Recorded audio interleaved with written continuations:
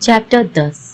Thank you, smiled Bharat as he held up his right hand and admired the exquisite golden thread Rakhi tied around his wrist. A petite young woman stood by his side. She answered to the name of Roshni. A few weeks had elapsed since the recognition ceremony of the Ayodhya princess. Lakshman and Satrughan already bore the Rakhi thread, signifying a promise of protection made by a brother to his sister. In a break from tradition, Bosni had chosen to tie the Rakhi threads first to the youngest and then move on age-wise towards the eldest. They sat together in the magnificent royal garden of the main Ayodhya palace, situated high on a hill. The palace afforded a breathtaking view of the city, its walls, and the Grand Canal beyond. The garden had been laid out in the style of a botanical reserve, filled with flowering trees from not only the Sapta Sindhu, but all other great empires around the world as well. Its splendid diversity was also the source of its beauty, reflecting the composite character of the people of the Sapta Sindhu. Winding paths bordered what should have been a carefully laid out lush carpet of dense grass in geometric symmetry. Alas, the depleting resources of Ayodhya had taken a toll on the maintenance of the garden, and ugly bald patches dotted the expanse. Rosni applied the ceremonial sandalwood paste on Bharat's forehead. Mantra's daughter had inherited her mother's fair complexion, but in all other ways the dissimilarity could not be more obvious. Dainty and small-boned, she was soft-spoken, gentle, and childlike. The simplicity of her attire was a subtle rejection of the opulence afforded by her family's wealth. A white upper garment coupled with a cream-colored dhoti, tiny studs, and a bracelet made from Rudraksh beads gave a hint of festive gaiety to a solemn face framed by long, wavy hair that was tied, as usual, in a neat ponytail. Her most magical attribute, though, was her eyes, overflowing with innocent tenderness and the unconditional, compassionate love of a true yogini, one who had discovered union with God. Bharat pulled out a pouch full of gold coins from his waistband and held it out to Rosni. Here you go, my sister. Rosni gave the slightest of frowns. It had become fashionable of late for brothers to offer money or a gift to sisters during the Rakhi ceremony. Women like Rosni did not approve of this trend. They believed that they were capable of doing the work of Brahmins, Vaisyas and Sudras, disseminating knowledge, trading or performing physical labor. The only task that sometimes proved challenging for them was that of a Kshatriya. They simply did not possess the physical strength and proclivity for violence. Nature had blessed them with other attributes. They believed that accepting anything besides the promise of physical protection during the Rakhi ceremony was an admission of the inferiority of woman equally. Though Rosni did not want to be rude. Bharat, I am elder to you, smiled Rosni. I don't think it's appropriate for you to give me money. But I most willingly accept your promise of protection. Of course, said Bharat, quickly tucking the pouch back into his waistband. You are Mantraji's daughter. Why would you need any money? Rosie immediately fell silent. Ram could see that she was hurt. He knew she was uncomfortable about the fabulous wealth that her mother possessed. It pained her that many in her country were mired in poverty. Roshni was none to avoid, if possible, the legendary parties that her mother frequently threw, nor did she move around with an escort. She gave money and time to many charitable causes, especially The education and health of children, considered the worthiest of all by the great law book, Matthew Smriti. She also frequently used her medicinal skills as a doctor to help the needy. It's wonder, Bharat allowed you to tie a rakhi. Rosni Didi, Vatsatrugan broke the awkward silence even as he teased his elder brother. Yes, said Lakshman, our dear Dada certainly loves women, but not necessarily as a brother. And from what I have heard, women love him in return, said Rosni as she gazed fondly at Bharat. Have not you come across any dream lover yet? Someone who will sweep you off your feet and make you want to settle down? I do have a dream lover, quipped Bharat. The problem is she disappears when I wake up. Satrugan, Lakshman and Rosni laughed heartily. But Ram could not bring himself to join in. He knew Bharat was assiduously hiding the pain in his heart with his jest. He had still not gotten over Radhika. Ram hoped his sensitive brother would not pine for her forever. My turn, said Ram as he stepped forward and held out his right hand. Lakshman spotted Vasishtha walking by in the distance. He immediately scanned the area for possible threats. As he had not completely set aside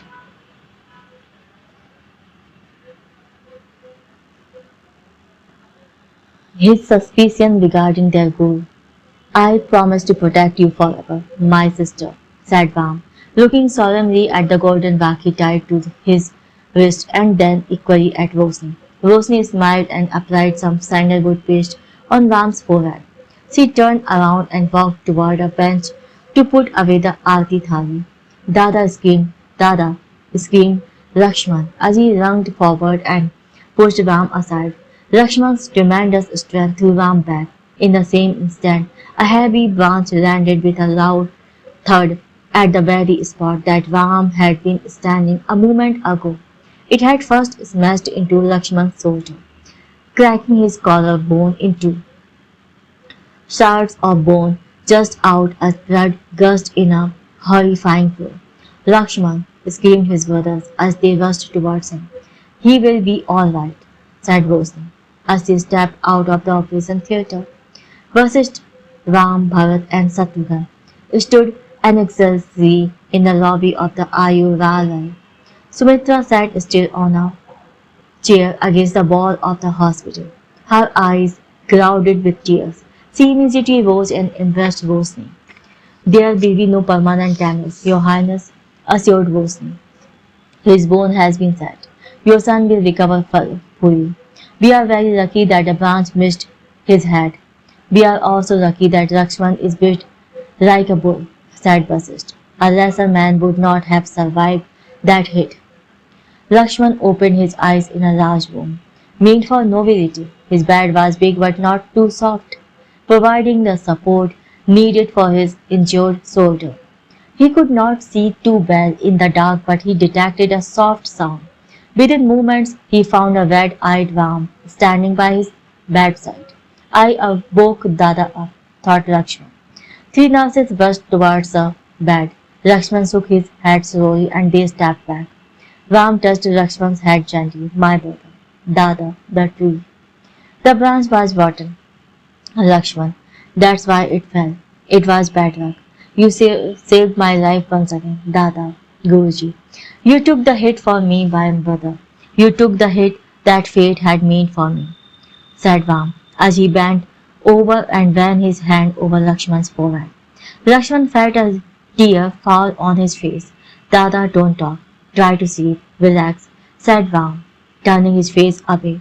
Rosie entered the Ayurveda room with some medicines for the prince. A week had elapsed since the accident. Lakshman was stronger now and restless. Where is everyone? The nurses are still here, said Rosie with a smile, mixing the medicines into a paste in a bowl and handing it over to Lakshman. Your brothers have gone to the palace to bath and change into fresh clothes. They will be back soon. Lakshman's face contorted involuntarily as he ingested the medicine. Yuck. The yuckier it is, the more effective the medicine. Why do you Doctors torture patients like this. Thank you, Rosie smiled as she handed the bowl to a nurse, turning her attention back to Lakshman. She asked, how are you feeling now? There is still a lot of numbness in my left shoulder.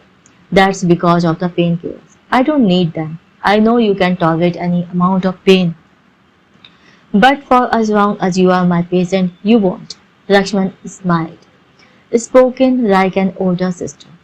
Spoken like a doctor, scolded Rosie, as her kindly gaze fell upon the golden Baki still tied around Lakshman's right wrist. She turned to leave and then stopped. What is it, Lakshman? Asked Lakshman. Rosie requested the nurse to leave. She then walked back to his bedside. Your brothers were here for most of the time. Your mother too was here, so were your stepmothers. They came to see you every day, remained here for most of the time, and only went back to the palace to see. I had expected that. But you must know that Ram refused to leave for one whole week. He slept here in his room. In this room, he did a lot of work that our nurses should have rightfully done. I know he is my daughter. Rosie smiled. I came in late one night to check on you, and I heard him talking in his sleep. Don't punish my brother for my sins. Punish me, punish me. He blames himself for everything, said Lakshman. Everyone has made his life a living hell. Rosie knew what Lakshman was talking about. How can anyone blame Dada for our defeat? Dada was just born on that day. We lost to Lanka because they fought better than us. Lakshman, you don't have to. Inauspicious, cursed, unholy, is there any insult that has not been heaped upon him? And yet he stands strong and steadfast. He does not hate or even resent anyone. He could have spent a lifetime being angry with the entire world, but he chooses to live a life of honor. He never lies. Did you know that? He never lies. Lakshman was crying now, and yet he lied once, just for me. I was not out riding in the night, despite knowing that it was not allowed. I fell and hurt myself pretty badly. My mother was so angry, but Dada lied to save me. He said I was in the stable with him and that the horse kicked me. My mother instantly believed him, for Dada never lies. In his mind, he tainted his soul, but he did it to save me from my mother's wrath. And yet people call him. Roshni stepped forward and gently touched Lakshman's face, wiping away some of his tears. He continued with fervent vigor, tears streaming down his cheeks. There will come a time when the world will know what a great man he is. Dark clouds cannot hide the sun forever. One day they will clear and true light will shine through. Everyone will know them. How great my Dada is. I already know that, said Roshni softly. Mantra stood by the window in his office room, built at the far end of the official wing of her palatial residence. The exquisitely symmetrical garden, along with the estate, was appropriately smaller when compared to the emperor's. A conscious choice. It was also perched on a hill, though lower than the one on which the royal palace stood. Her residence adequately reflected her social status. She was a brilliant businesswoman, no doubt, and she was no fool. The anti-mercantile atmosphere of Sapt Sindhu accorded her a low stature. Notwithstanding her wealth, none had the courage to say it to her face. But she knew that she was called a profiteering lackey of the foreign demon Ravan. Truth was, all businessmen had no choice but to trade with Ravan's drunken traders, as the demon king had a monopoly over external trade with the Saptasindhu. This was not a treaty signed by the Saptasindhu traders, but their kings. Yet it was the traders who were reviled for playing by the rules of this agreement. Being the most successful businesswoman, Mantra was the prime recipient of the anti-trader prejudice, but she had suffered enough abuse in her childhood to inure her from bigotry for many a lifetime. Born into a poor family, she was afflicted with smallpox when young, leaving her palliate face scarred for life. As if that was not enough, she contracted polio at the age of 11. The symptoms gradually abated her, but her right foot remained partially paralyzed, giving her an odd limp.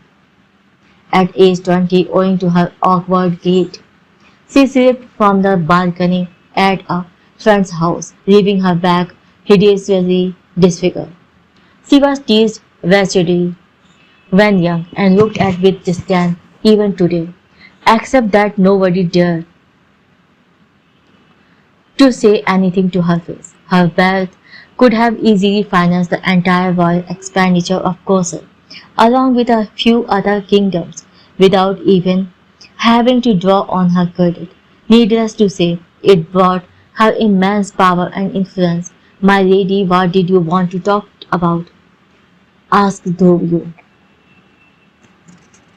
standing defensively few feet away from her. Mantra limped to her desk and sat on the specially designed padded chair. Dhruv stood at the other end of the desk. She crooked her finger and he immediately suffered around the desk, going down on his knees as he reached her. They were alone in the office and no one would have heard a word of what was exchanged between them. The assistants were on the ground floor in the secretarial annex, but he understood her silence and he did not dare argue, so he waited. I know all there is to know, declared Mantra. My sweet Rosni was unwittingly revealed the character of the princess to me. I have thought hard about this and I have made up my mind. Bird will be in charge of diplomatic affairs and Ram will look after the city police. Dhruv was surprised. I thought you had begun to like Prince Ram, my lady. Diplomatic affairs were a perfect opportunity for an Ayodhyan prince to build relations with other kingdoms and thus build his base for a future strong empire. Although Ayodhya was still the overlord of the Saptasindhu Confederacy, it was nowhere near as powerful as it had once been. Building relations with other kings would prove to be advantageous. The role of the city police chief, on the other hand, would not serve as a suitable training ground for a prince. Crime rates were high, law and orders were abysmal, and most rich people maintained their own personal security setup. The poor suffered terribly as a result. Simplistic explanation would not do justice to the complex picture, though. The people were, to a fairly large extent, themselves responsible for the chaotic state of affairs. Guru Vasisth had once remarked that it was possible for the system to maintain orders if a small percentage of the people disobeyed the law, but no system could prevent upheaval and disruption if practically all the citizens had no respect for the law, and Ayodhyans broke every law with impunity. If Bharat managed diplomatic relations well, he would be in a strong position to succeed the search eventually, whereas Ram would be left with a thankless job. If he was tough and managed to control crime, people would resent him for his ruthlessness. If he was kind, crime rates would continue to soar and he would be blamed for it. Even if by some miracle he managed to control crime and be popular at the same time, then too it would not prove beneficial for him, for the opinion of the people did not matter in the selection of the next king.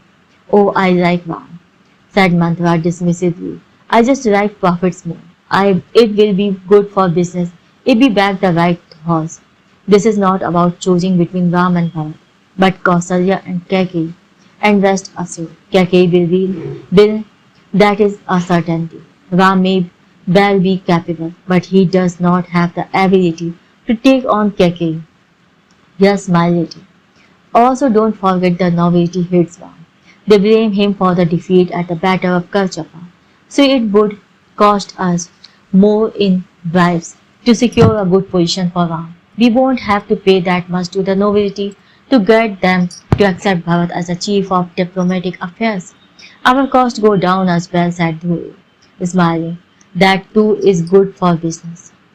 And I think Queen Keke will be grateful, which will not hurt us either. I will take care of it. My lady, Rajguru Vasisht is away from Ayodhya, and that will make our task easier. He has been a strong supporter of King Prince Ram. Do you regretted mentioning the Rajguru as soon as the words escaped his lips? You still have not discovered where Guruji is, have you? Asked an irritated Mantra. Where has he gone for such a long period? When is he returning? You know nothing. No, my lady, said Dhuru, keeping his head bowed. I am sorry. Sometimes I wonder why I pay you so much. Dhuru remained still, afraid of uttering another sound. Mantra dismissed him from her presence with a wave of the hand. Chapter 11. You will make an excellent chief of a police, said Bosni, her eyes glittering with childlike excitement. Crime will decrease, and that will be soon good for our beleaguered pupil. Bosni sat in the palace garden with a restrained but disappointed one, who had been hoping for a greater responsibility like the deputy chief of the army, but he was not about to reveal this to her. I am not sure if I will be able to handle it, Ram said. A good chief of police needs the support of the people, and you imagine that you don't have it. Ram smiled wanly. Rosni, I know you don't lie. Do you really think the people will support me? Everyone blames me for the defeat at the hands of Lanka. I am tainted by 7032. Rosny leaned forward and spoke earnestly. You have only interacted with the elite, the ones who were born right. People like us, yes, they do not like you, but there is another Ayodhya, Ram, where people who were not born right exist. There is no love lost between them and the elite, and remember, they will be sympathetic towards anyone the elite ostracize, even one from the nobility itself. The common folk will like you simply because the elite don't like you. They might even follow you for the same reason. Ram had lived in a bubble of the royal experience. He was intrigued by this possibility. People like us don't step out into the real world. We don't know what's going on out there. I have interacted with the common people, and I think I understand them. To some extent, the elite have done you a favor by hating you. They have made it possible for you to endure yourself to the common man. I am sure you can make them listen to you. I know you can bring crime under control in this city, dramatically so.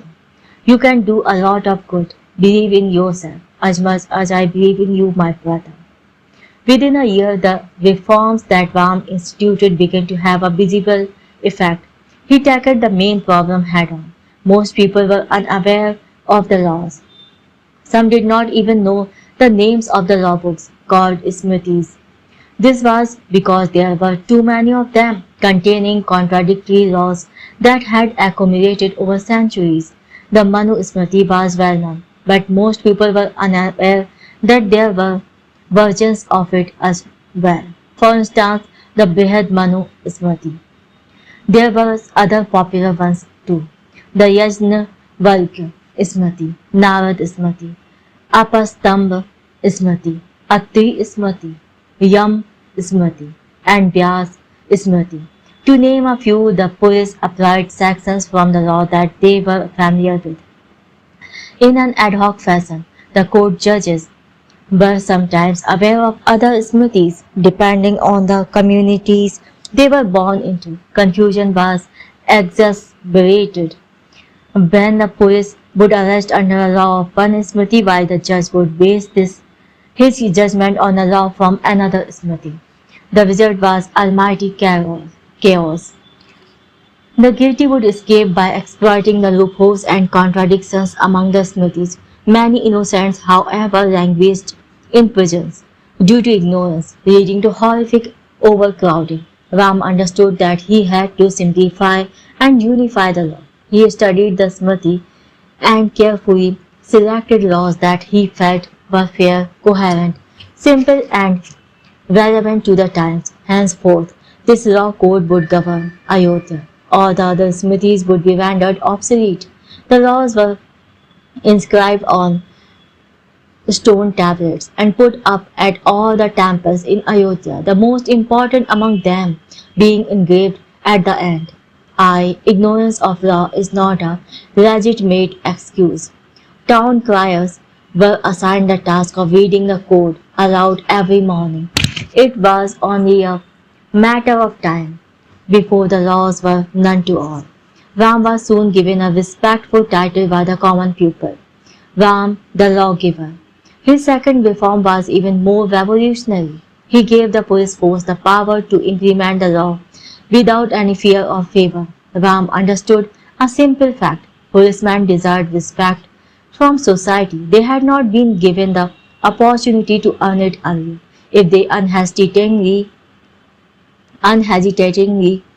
took action against any lawbreaker, high and mighty though he may be, they would be feared and respected.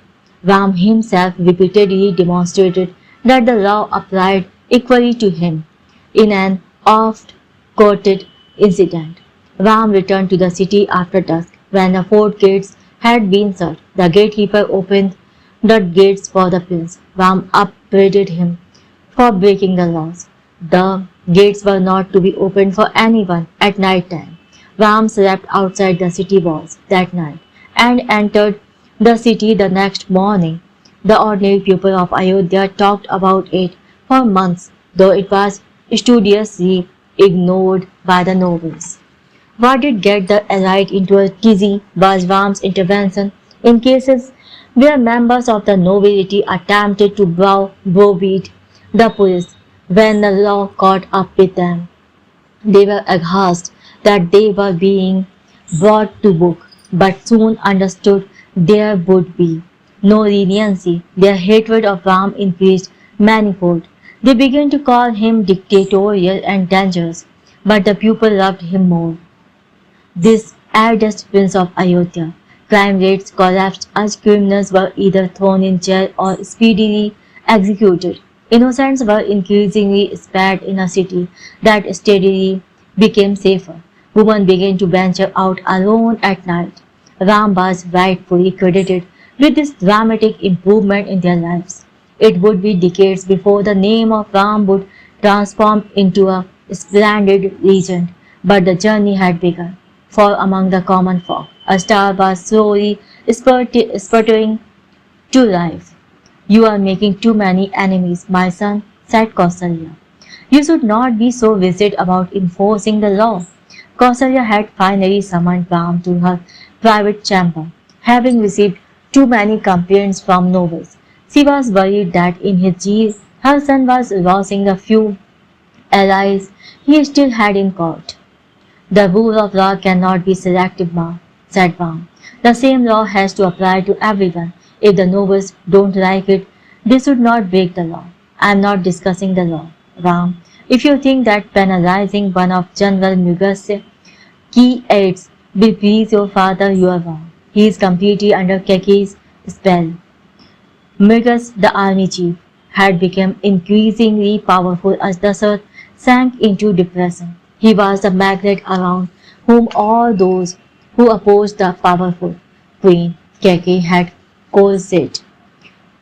His reputation of fiercely defending his rights royalists, even if they committed crimes or were thoroughly incompetent, ensured ferocious allegiance. Keke intensely disliked him for his willful disregard of her wishes, which influenced Dasaratha's attitude towards the general. Recently, Ram had used the law to recover land that one of Mriga's aides had illegally appropriated from poor villagers. Ram had even had the temerity to enforce a penalty on the aide, something nobody had dared to do with a man who surrounded the powerful general. General Mrigas and Keki, Ma's politics do not interest me. His head broke the law. That's all there is to it. The nobility will do as they please, Ram, not if I can help it. Ram, nobility is about being noble, Ma. It's about the way of the iron. It's not about your birth, but how you conduct yourself. Being a noble is a great responsibility, not a birthright. Ram, why don't you understand? General Migas is our only ally. All the other powerful nobles are in Kekai's camp. He is the only one who can stand up to her.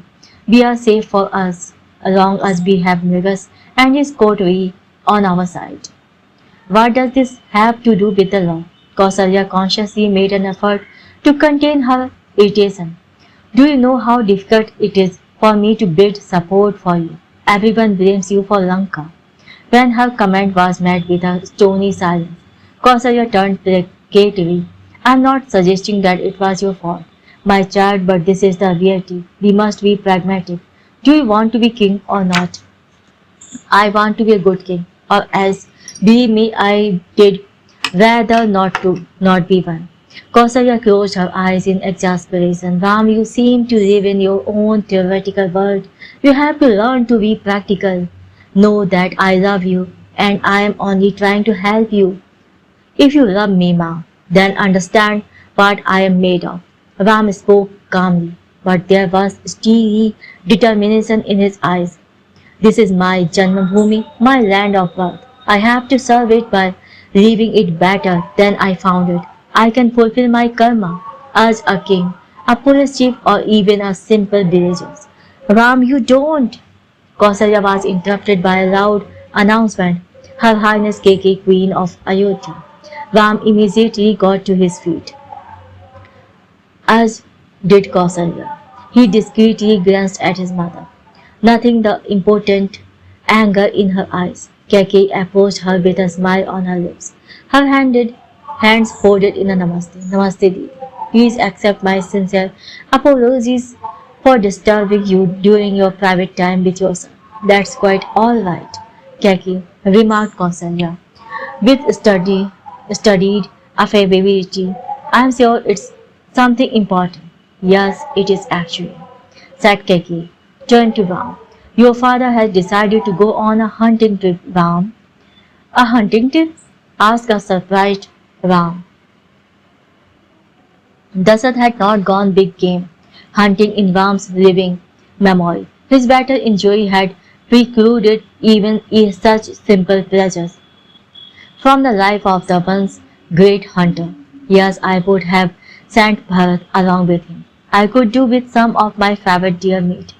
But as you know, Bharat is in Banga on a diplomatic mission. I was wondering if I could lay this onerous responsibility on your able soldiers. Ram smiled slightly. He knew Keke wanted him to accompany Dasath in order to protect him and not for any choice meats. But the Keke never said anything derogatory about Dasath in public, and the royal family was public. For her, Ram folded his hands into a namaste. It will be my honor to serve you, Choti Ma. Keke smiled. Thank you. Kausalya looked at Ram quietly, her face inscrutable. What is he doing here? Asked Dasath gruffly. Kausalya had just been announced by the doorman in Keke's wing of the royal palace. Dasath and Keke lay in bed. She reached out and tugged Dasath's long hair behind his ear. Just finish whatever it is and come back quickly. You will also have to get up, my love, said Dasath. Keke sighed in irritation and rolled off the bed. She quickly picked up her angbastra and placed it across her shoulder, rolling the other end round her right wrist. She walked over to Dasath and helped him off the bed. She went down on her knees and strengthened his dhoti. Finally, she picked up Dasath's angbastra and placed it across his shoulder. She then helped him walk into the reception room and bade him wait. Let Her Majesty in, ordered Keke. Kausalya entered the room with two attendants in tow. One of them carried a large golden plate on which was placed Dasrat's battle sword. The other attendant carried a small puja thali. Keke strengthened up in surprise. Dasrat seemed lost as usual. Didi, said Keke, holding her hands together in a namaste. What a pleasure to see you twice in the same day. The pleasure is all mine, Keke, replied Kausalya. You mentioned that His Majesty is going on a hunt. I thought I should perform the proper ceremony. The ritual of the chief wife of a warrior ceremonially handing the sword to her departing husband had come down through the ancient times. Things have not gone too well whenever I have not presented His Majesty with the sword, said Kausalya. Dasrat's Beckoned expression changed suddenly. He frowned as if he was struck by the enormity of the not so subtle implication. Kausalya had not handed him the sword when he had set out for Karchapa, and that had been his first defeat. He slowly took a step towards his first one. Kausalya took the small puja thali from her attendant and moved it in small circles around Dasrat's face. 7 times. Then she took a pinch of vermilion from the plate and smeared it across Dasrat's forehead in a vertical tilak. Come back victorious. Viv, Keke sniggered, interrupting the ceremony. He is not going to bar Didi.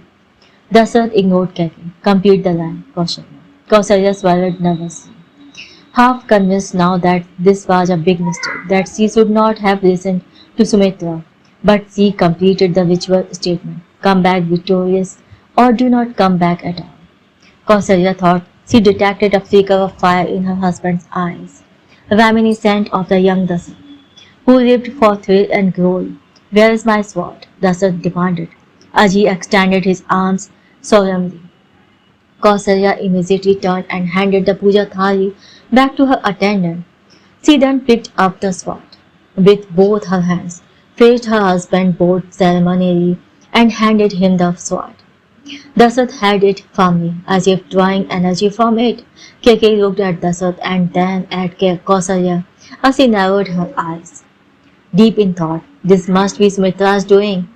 Kausalya could not have planned this by herself. Perhaps I have made a mistake in asking Ram to accompany Dasrat.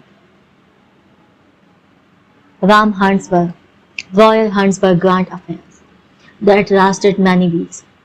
A large entourage accompanied the emperor on the expedition, moving the headquarters of the court to a hunting lodge built deep in a great forest to the far north of Ayodhya. Action commenced on the day after their arrival. The technique involved numerous soldiers spreading out in giant circle, circumscribing almost 50 kilometers sometimes. They beat loud drums ceaselessly as they slowly moved to the center, steadily drawing the animals into an increasingly restricted area, at times a watering hole. The animals would then be attacked in the kill zone, where the emperor and his hunting party would indulge in this royal sport. Dasrat stood on a hoda atop the royal elephant. Ram and Lakshman were seated behind him. The emperor thought he heard the soft chuff of an unsuspecting tiger. He ordered the Mahavat to charge forward. Within no time, Dasrat's elephant had separated from the rest of the hunting party. He was alone with his sons. They were surrounded on all sides by dense vegetation. Many trees were so tall that they towered over the elephant, blocking out much of the sunlight.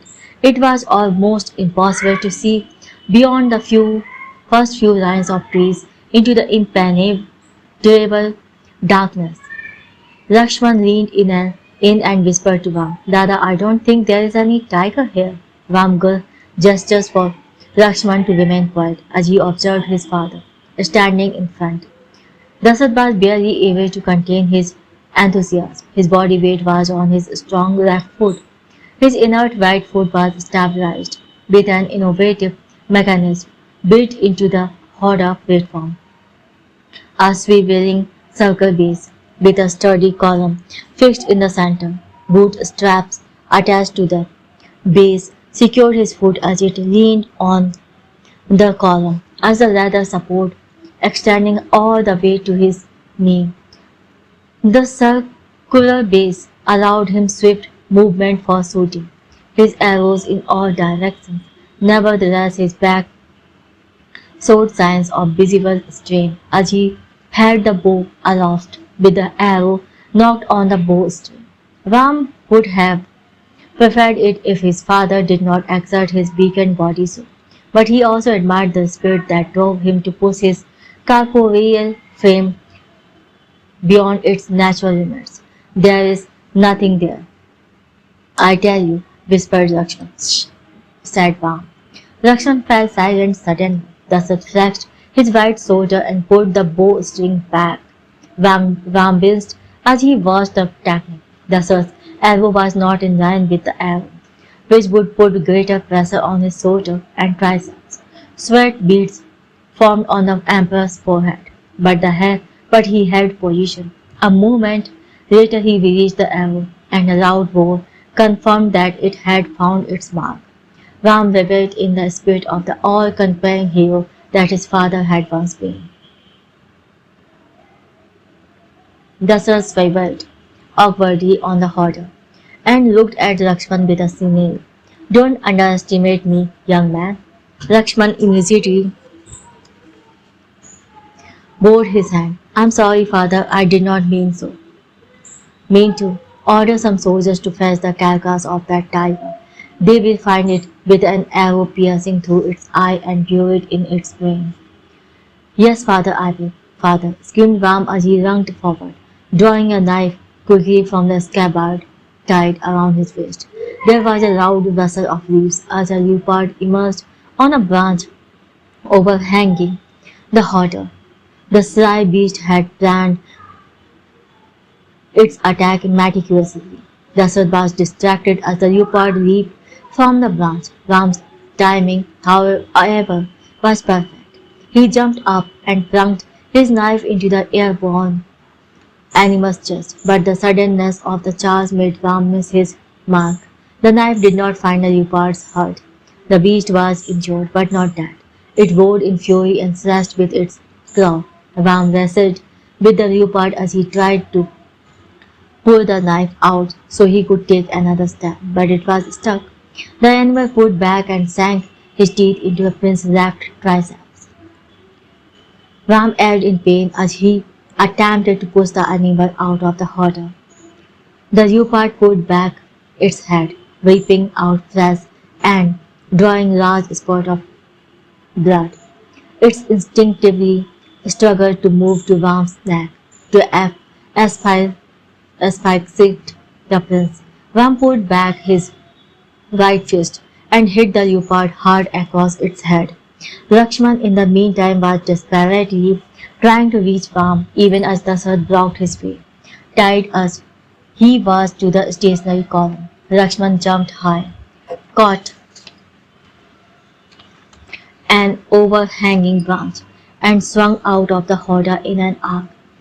He propelled himself forward and landed in front of the hoarder, right behind the leopard.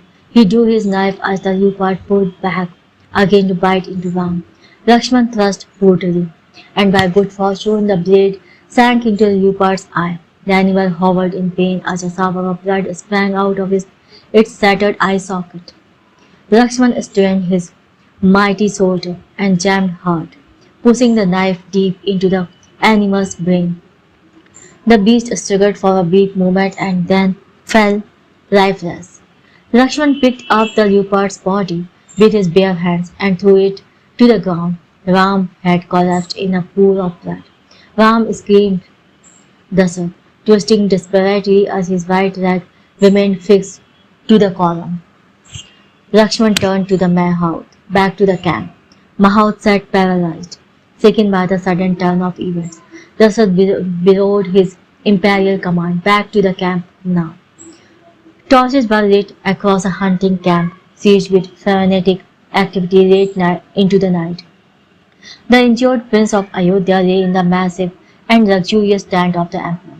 He should have been in the medical tent, but Dasarath had insisted that his son be tended to in the comfort of the emperor's living quarters. Ram's pallid body was covered in bandages, weak from tremendous loss of blood. Prince Ram whispered.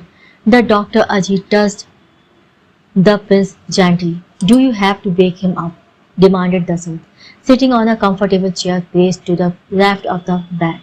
Yes, your majesty, said the doctor. He must take this medicine now. As the doctor repeated Ram's name, the prince opened his eyes, blinking slowly to adjust to the light. He saw the doctor holding the bowl of medicine. He opened his mouth and swallowed the paste, wincing at the bitter taste. The doctor turned, bowed towards the emperor and left the room. Ram was about to slip back into sleep when he noticed the ceremonial gold umbrella on top of the bed. At its center was a massive sun in intricate embroidery, with rays streaming boldly out in all directions, the Soulvansi symbol. Ram's eyes flew open as he struggled to get up. He was not supposed to be sleeping on the emperor's bed. Lie down, commanded the son, raising his hand. Lakshman rushed over to the bed and gently tried to calm his brother down.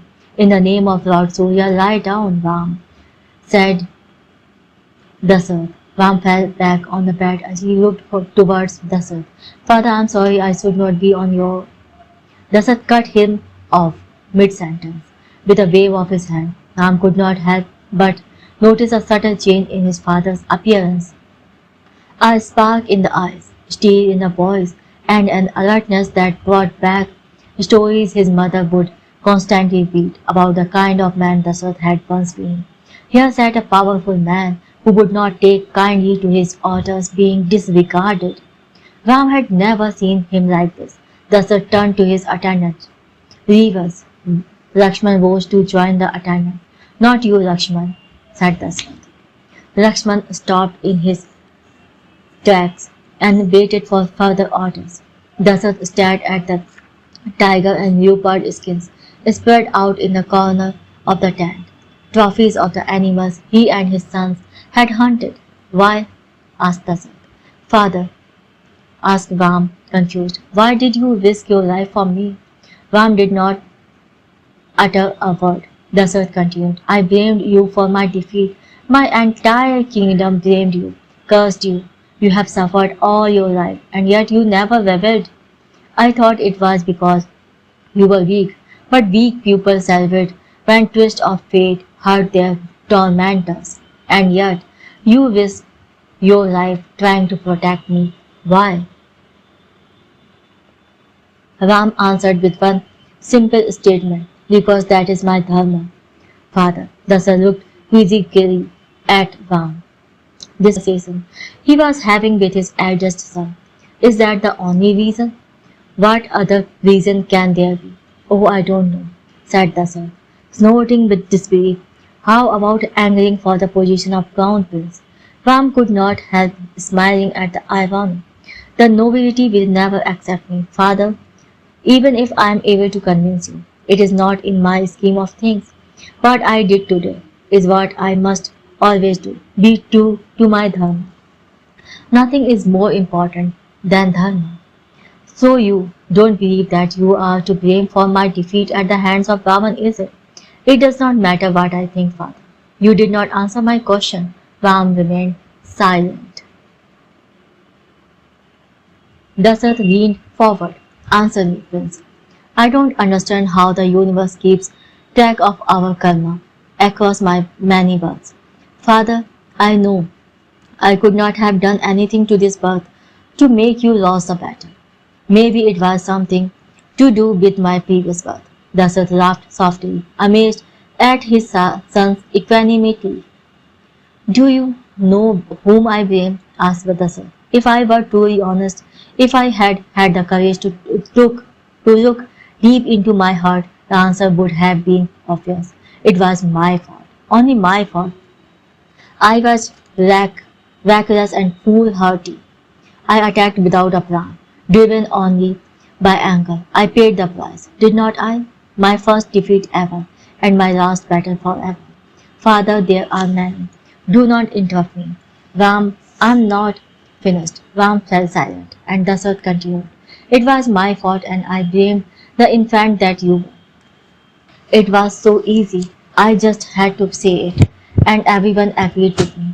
I made your life hell from the day you were born. You should hate me. You should hate Ayodhya. I don't hate anyone, father. Dasarath stared hard after what seemed like eternity. His face broke into a peculiar smile. I don't know whether you have suppressed your true feelings completely or you genuinely don't care about the ignominy that people have heaped on you. Whatever be the truth, you have held strong. The entire universe conspired to break you, and here you are, still unbothered. What matter have you been forced in, my son? Ram's eyes moistened as emotion welled within him. He could handle disdain and apathy from his father. He was used to it. Respect was difficult to deal with. I was forced from your matter, my father. Dasarath laughed softly. He was discovering his son. What are your differences with Mrigas? Asked Dasarath. Ram was surprised to discover that his father kept track of court matters. None at all, father. Then why did you penalize one of his men? He broke the law. Don't you know how powerful Mrigas is? Are not you afraid of him? Nobody is above the law. Father, none can be more powerful than Dharma. Dasarath laughed. Not even me? A great emperor said something beautiful once. Dharma is above all, even the king. Dharma is above the gods themselves. Dasarath frowned. Who said this? You did, father, when you took your oath at your coronation decades ago. Decades ago. I was told that you had paraphrased our great ancestor Lord Ikshvaku himself. Dasarath stared at Ram as he jogged his memory to remember the powerful man he had once been. Go to sleep, my son, said Dasarath. You need the rest. Chapter 12. Ram was awakened by the doctor at the beginning of the second prahar for his next dose of medicine. As he looked around the room, his eyes fell on a visibly delighted Lakshman, standing by his bedside, bedecked in a formal dhoti and angvastram. The saffron angvastram had a Suryavanshi sun emblazoned across its length.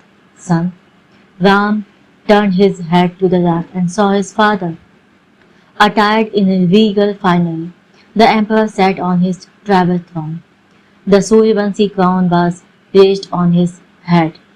Father, said Ram, good morning. Dasarath nodded crisply. It will be a fine morning, no doubt. The emperor turned towards the entrance of his tent. Is anyone there? A guard put the curtain aside and rushed in, saluting rapidly, led the nobles in. The guard saluted once again and retraced his steps. Within minutes, the nobles entered the tent in single file. They gathered in a semi-circle around the emperor, waiting with a solemn air of ceremony. Let me see my son, said the son. The nobles parted immediately, surprised at the voice of authority emerging from their emperor. Dasarath looked directly at Ram. Rise. Lakshman rushed over to help Ram, but Dasarath raised his hand firmly to stop him from doing so. The assembly stood rooted as it watched a severely weakened Ram struggle to raise himself, stand on his feet and hover towards his father. He saluted slowly once he reached the emperor. Dasarath locked eyes with his son, inhaled deeply and spoke clearly, kneel. Ram was unable to move, overwhelmed by a sense of shocked disbelief. Tears welled up in his eyes, despite his willing them not to do so. Dasarath's voice softened slightly. Kneel, my son. Ram struggled with emotions as he sought the support of a table close at hand. Laboriously, he bent down on one knee, bowed his head and awaited the call of destiny. Dasarath spoke evenly, his voice reverberating even outside the royal tent. Rise, Ramchandra. protector of the Raghu clan. A collective gasp resounded through the tent. Dassault raised his head and courtiers fell into a taut silence. Ram still had his head bowed, reached his enemy's see the tears in his eyes. He stared at the throne till he regained absolute control. Then he looked up at his father and spoke in a calm voice. May all the gods of our great land continue to protect you, my father. Dassault's eyes seemed to penetrate the soul of his eldest son. A hint of a smile appeared on his face as he looked towards his nobles, Reavers. General Mrigas attempted to say something, Your Majesty, but Dassault interrupted him with a glare. What part of Reavers? Did you not understand, Mrigas? My apologies, Your Majesty, said Mrigas, as he saluted and led the nobles out. Dassault, Ram and Lakshman were soon alone in the tent. Dassault leaned heavily to his left as he made an effort to get up, resisting Lakshman's offer of help with a brusque grunt. Once on his feet, he beckoned Lakshman, placed his hand on his son's massive shoulders, and hovered over to Ram. Ram too had risen slowly to his feet and stood erect. His face was inscrutable. His eyes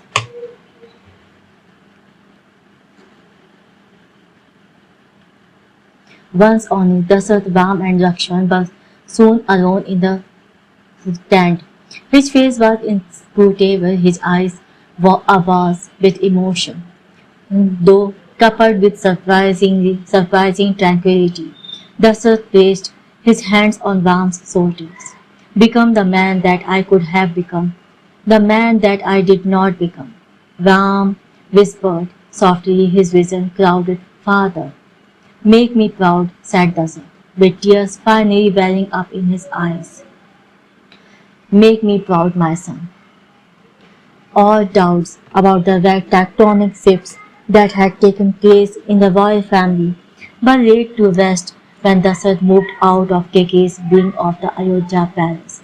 He had been unable to convincingly answer Keke's repeated and forceful questions as to why he had suddenly made Ram the crown prince. Dassault moved in along with his personal staff to Kausalya's wing. The bewildered chief queen of Ayodhya had suddenly regained her status, but the timid Kausalya was careful with her new-found elevation. No changes were attempted, though it was difficult to say whether this was because of her diffidence or fear that the good fortune might not last. Ram's brothers were delighted. Bharat and Shatrughan had rushed to his chambers on their return from Branga, word having reached them. Even as they travelled back home, Rosni had decided to join them. Congratulations, Dada, said Bharat, embracing his elder brother with obvious delight. You deserve it, said Shatrughan. He surely does, said Rosni, her face suffused with joy. I ran into Guru Vasisht on my way here. He mentioned that the reduction in the crime rate in Ayodhya is only a tiny example of what Ram can truly achieve. You bet, said Lakshman enthusiastically. All right, said Ram. You are embarrassing me now. Ah, grinned Bharat. That's the point of it all, Dada. As far as I know, speaking the truth has not been banned in any scripture, said Shatrughan, and we had better believe him. Dada, said Lakshman, laughing heartily. Shatrughan is the only man I know who can recite every single Ved, Upanishad, Brahman, Aranyat, Vedang, Smritis, and everything else communicated or known to man. The weight of his formidable brain pressed to her so hard upon his body that it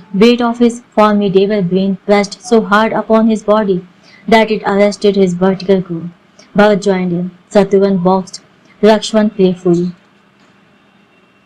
eye on his bare-toned abdomen, chuckling along naturally.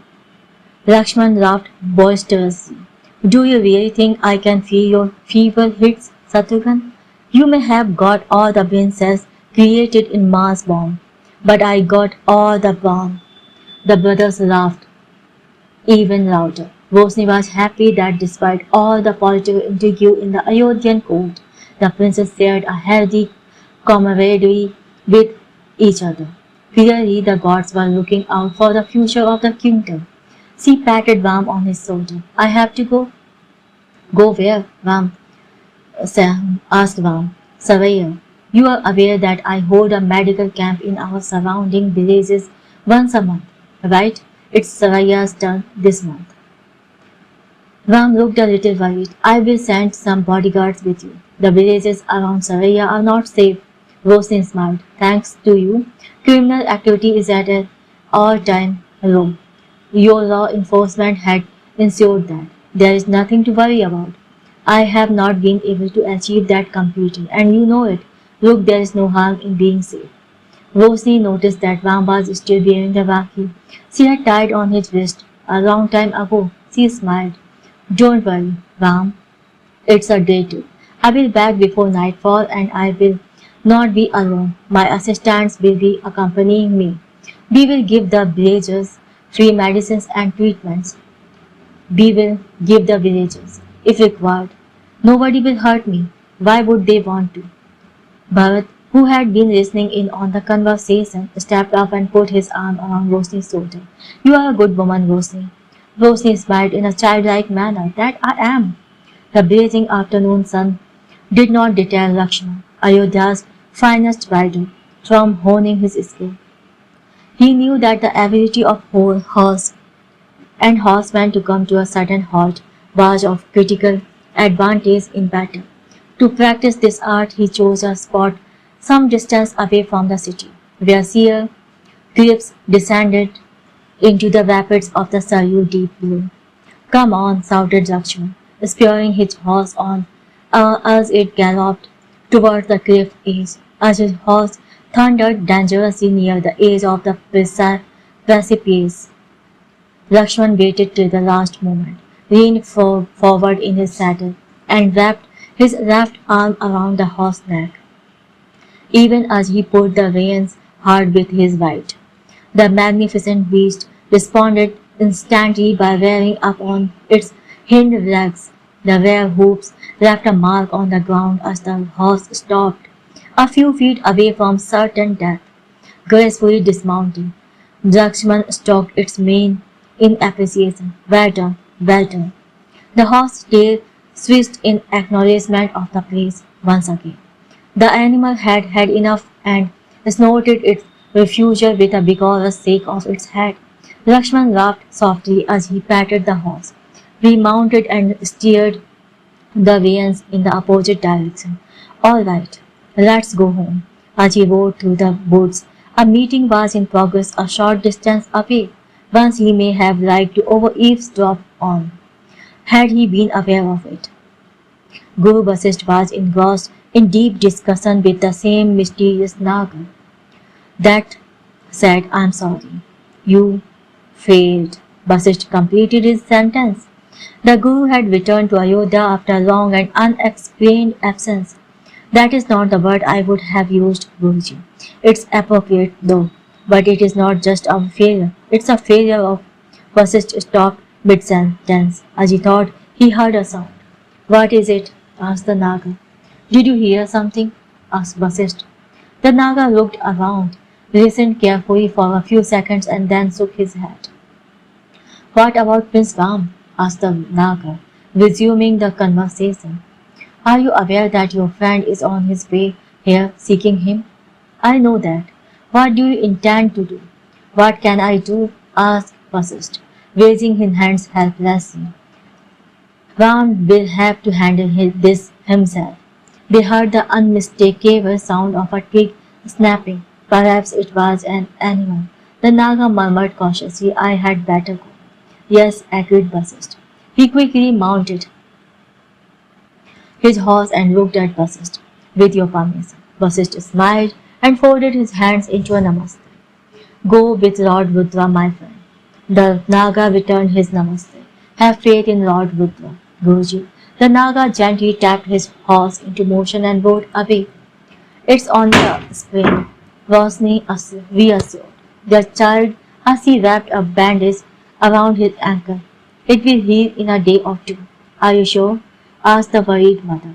Numerous villagers from the surrounding settlements had gathered at the Savaya village square. Rosni had patiently attended to them all. This was the last patient. Yes, said Rosni, as he patted the child on his head. Now listen to me. She cupped the child's face with her hands. No climbing trees or running around for the next few days. You have to take it easy till your ankle heals. The mother cut it. I will ensure that he stays at home. Good, said Rosni. Hey, Rosni Didi, said the child, pouting with pretend annoyance. Where is my sweet? Rosni laughed as she beckoned one of her assistants. She pulled out a sweet from his bag and handed it to the delighted child. She ruffled his hair and they then rose from her stool. Stretching her back, she turned to the village chief. If you will excuse me, I should be leaving now. Are you sure, my lady? Asked the chief. It's late and you may not be able to reach Ayodhya before nightfall. The city gates will be shut. No, I think I will make it in time, said a determined Rosni. I have to. My mother wants me back in Ayodhya tonight. She has planned a celebration and I need to be there for it. All right, my lady. As you wish, said the chief. Thank you so much once again. I don't know what we would do without you. The one you must truly thank is Lord Brahma, for he has given me the skills to be of use to you. The chief, as always, bent down respectfully to touch her feet. Rosni, as always, stepped back. Please don't embarrass me by touching my feet. I am younger than you. The chief folded his hands together in a namaste. May Lord Rudra bless you, my lady. May he bless us all, said Rosni. She walked up to her horse and mounted swiftly. Her assistants had already gathered all their medical material and had mounted their horses at a signal from Rosni. The trio rode out of the village. Moments later, 8 horse-mounted men appeared at the chief's front door. They were from a nearby village called Isra and had taken some medicines from Rosni earlier in the day. Their village had been struck by an epidemic of viral fever. One of the riders was an adolescent called Dhenuka, the son of the Isra village chief. Brother, said the chief, have you got everything you need? Yes, said Dhenuka. But where is Lady Rosni? I wanted to thank her. The village chief was surprised. Dhenuka was famous for his rude, uncouth behavior, but then he had met Rosni for the first time today. She must have impressed even his rowdy youth with her decency and goodness. She had ridden out already. She needed to get to Ayodhya before nightfall. Right, said Dhenuka, scanning the road leading out of the village. He smiled and spurred his horse into action. Can I help you, my lady? Asked Dhenuka. Rosni turned around, surprised at the intrusion. They had made good time and she had stopped for some rest near the banks of Saryu. They were an hour's ride from Ayodhya. At first, she did not recognize him, but soon smiled in acknowledgement. That's all right, Dhenuka, said Rosni. Dhenuka, said Rosni, our horses needed some rest. I hope one of my assistants explained how the medicine should be administered to your pupil. Yes, they have, said Dhenuka, smiling strangely. Rosni suddenly felt uneasy. Her gut instinct told her that she must leave. Well, I hope everyone in your village gets better soon. She walked up to her horse and reached for the rein. Dhenuka immediately jumped off his horse and held Rosni's hand, pulling her back. What's the rush, my lady? Rosni shoved him back and retreated slowly. The other members of Dhenuka's gang had dismounted by then. 3 of them moved towards her assistant. A terrifying chill went up Rosie's spine. I helped your pupil. Renuka grinned ominously. Oh, I know. I am hoping you can help me too. Rosie suddenly turned around and ran. Three men took off after her and caught up in no time. One of them slapped her hard as blood burst forth from Rosie's injured ribs. The second man twisted her hand brutally behind her back. Dhenuka ambled up slowly, reached out and caressed her face. A noble woman. This is going to be fun. His gang burst out laughing. Dada screamed Lakshman as he rushed into Ram's office. Ram did not raise his eyes as he continued to pore over the documents on his desk. It was the first hour of the second Pahar, and he had expected some peace and quiet. Ram spoke with casual detachment, continuing to read the document in his hand. What's the matter now, Lakshman? Dada, Lakshman was choked with emotions. Ram stopped mid-sentence as he looked up and saw the tears streaming down Lakshman's face. What's happened? Dada, Rosni Didi. Ram immediately stood up and his chair hurtled back. What happened to Rosni? Dada, where is she? Chapter 30. A stunned Bharat stood immobile. Lakshman and Shatrughan were bent over, crying inconsolably. Mantra held her daughter's head in her lap, looking into the distance with a vacant expression. Her eyes swollen but dry. She was drained of tears. Rosni's body was covered with a white cloth. She had been found lying next to the Saryu River by Mantra's men, violated and bare. The corpse of one of her assistants lay a short distance away. He had been brutally bludgeoned to death. The other assistant was found by the side of the road, severely injured but still alive. Doctors tended to him as Ram stood by their side. His face was impassive but his hands shook with fury. He had questioned for Rosni's assistant. When Rosni had not returned by the next morning, Mantra had sent out her man to Saraya to find and bring back her daughter. They had ridden out at dawn as soon as the city gates were unlocked. An hour's ride away from the city, they had chanced upon Rosni's body. She had been brutally gang raped. Her head had been banged repeatedly against a flat surface. The marks on her wrist and her back suggested that she had been tied to a tree. Her body was covered with bruises and vicious bite marks. The monster had ripped off some of her skin with their teeth around her abdomen and bare arms. She had been beaten with a blunt object all over her body, probably in a sick, sadistic ritual. Her face was torn on one side, from her mouth to the cheekbone. The injuries and blood clots in her mouth, suggesting that she was probably alive through this torture. There were semen stains all over her body. She had died in a most gruesome manner, as one of the assailants had poured acid down her throat.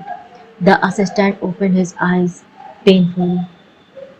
Ram bent over him and growled, "Who were they?" "I don't think he can speak, my lord," said the doctor. Ram ignored the man as he knelt next to the injured assistant. "Who were they?" he repeated. Rosie's assistant barely found the strength to whisper a name before he passed out once again.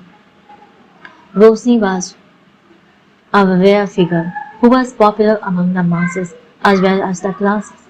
She had devoted her life to charity.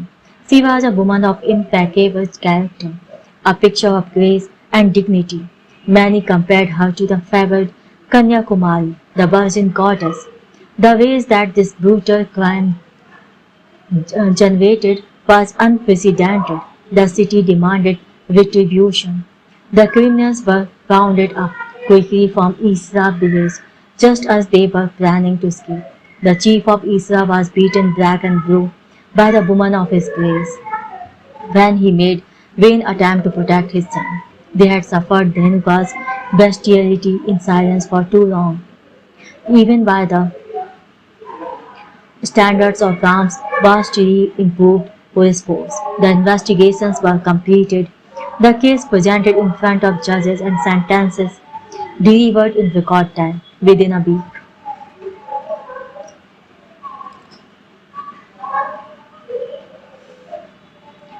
Preparations were on to mete out punishment to the perpetrators. They had all been sentenced to death, all except one, all except Dhenuka. Ram was devastated that Dhenuka, the main perpetrator of the heinous gang rape and murder, had been exempted from maximum punishment on a legal technicality. He was underage, but the law could not be broken, not on Ram's watch. Ram, the lawgiver, had to do what he had to do. But Ram, the Vakhi brother of Rosni, was drowning in guilt, for he was unable to avenge the horrifying death of his sister. He had to punish himself, and he was doing so by inflicting pain on himself. He sat alone on a chair in the balcony of his private study, gazing out towards the garden, where Rosni had tied a Vakhi on his wrist. He looked down at the golden thread, eyes brimming with tears. The heat of the midday sun bore down mercilessly on his bare torso. He shaded his eyes as he looked up at the sun and inhaled deeply before turning his attention back to his injured right hand. He picked up the vase of wood placed on the table by his side. Its tip was smoldering. He looked up at the sky and whispered, "I am sorry, Rosli." He pressed the burning wood on the inner side of his right arm, the one that still had the sacred thread which represented his solemn promise to protect his sister. He did not make a sound. His eyes did not flicker. The acrid smell of burning flesh spread through the air. "I am sorry." Ram closed his eyes as tears flowed freely down his face. Hours later, Ram sat in his office with a vacant air of misery. His injured arm was covered by his archer's armband. "This is wrong, Dada." Lakshman entered Ram's office, visibly seething with fury. Ram looked up from his desk, the grief in his eyes concealing the rage within. "It is the law," Lakshman said Ram calmly. "The law cannot be broken. It is supreme, more important than you or me, even more important than." Ram choked on his words as he could not bring himself to take her name. "Complete your sentence, Dada." Bharat rushed out harshly from near the door. Ram looked up. He raised his hand towards Bharat, wincing in pain. "Bharat." Bharat strode into the room, his eyes clouded with sorrow, his body taut, his fingers trembling, yet unable to adequately convey the storm that raged within. "Finish what you were saying, Dada. Say it." "Bharat, my brother, listen to me. Let it out. Tell us that your damned law is more important than Rosni." Fierce tears were flowing in a torrent from Bharat's eyes now. "Bharat, my brother,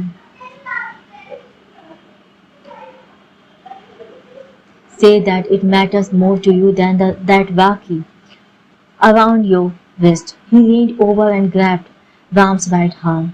Ram did not flinch. "Say that the law is more important to you than our promise to protect our Rosni forever."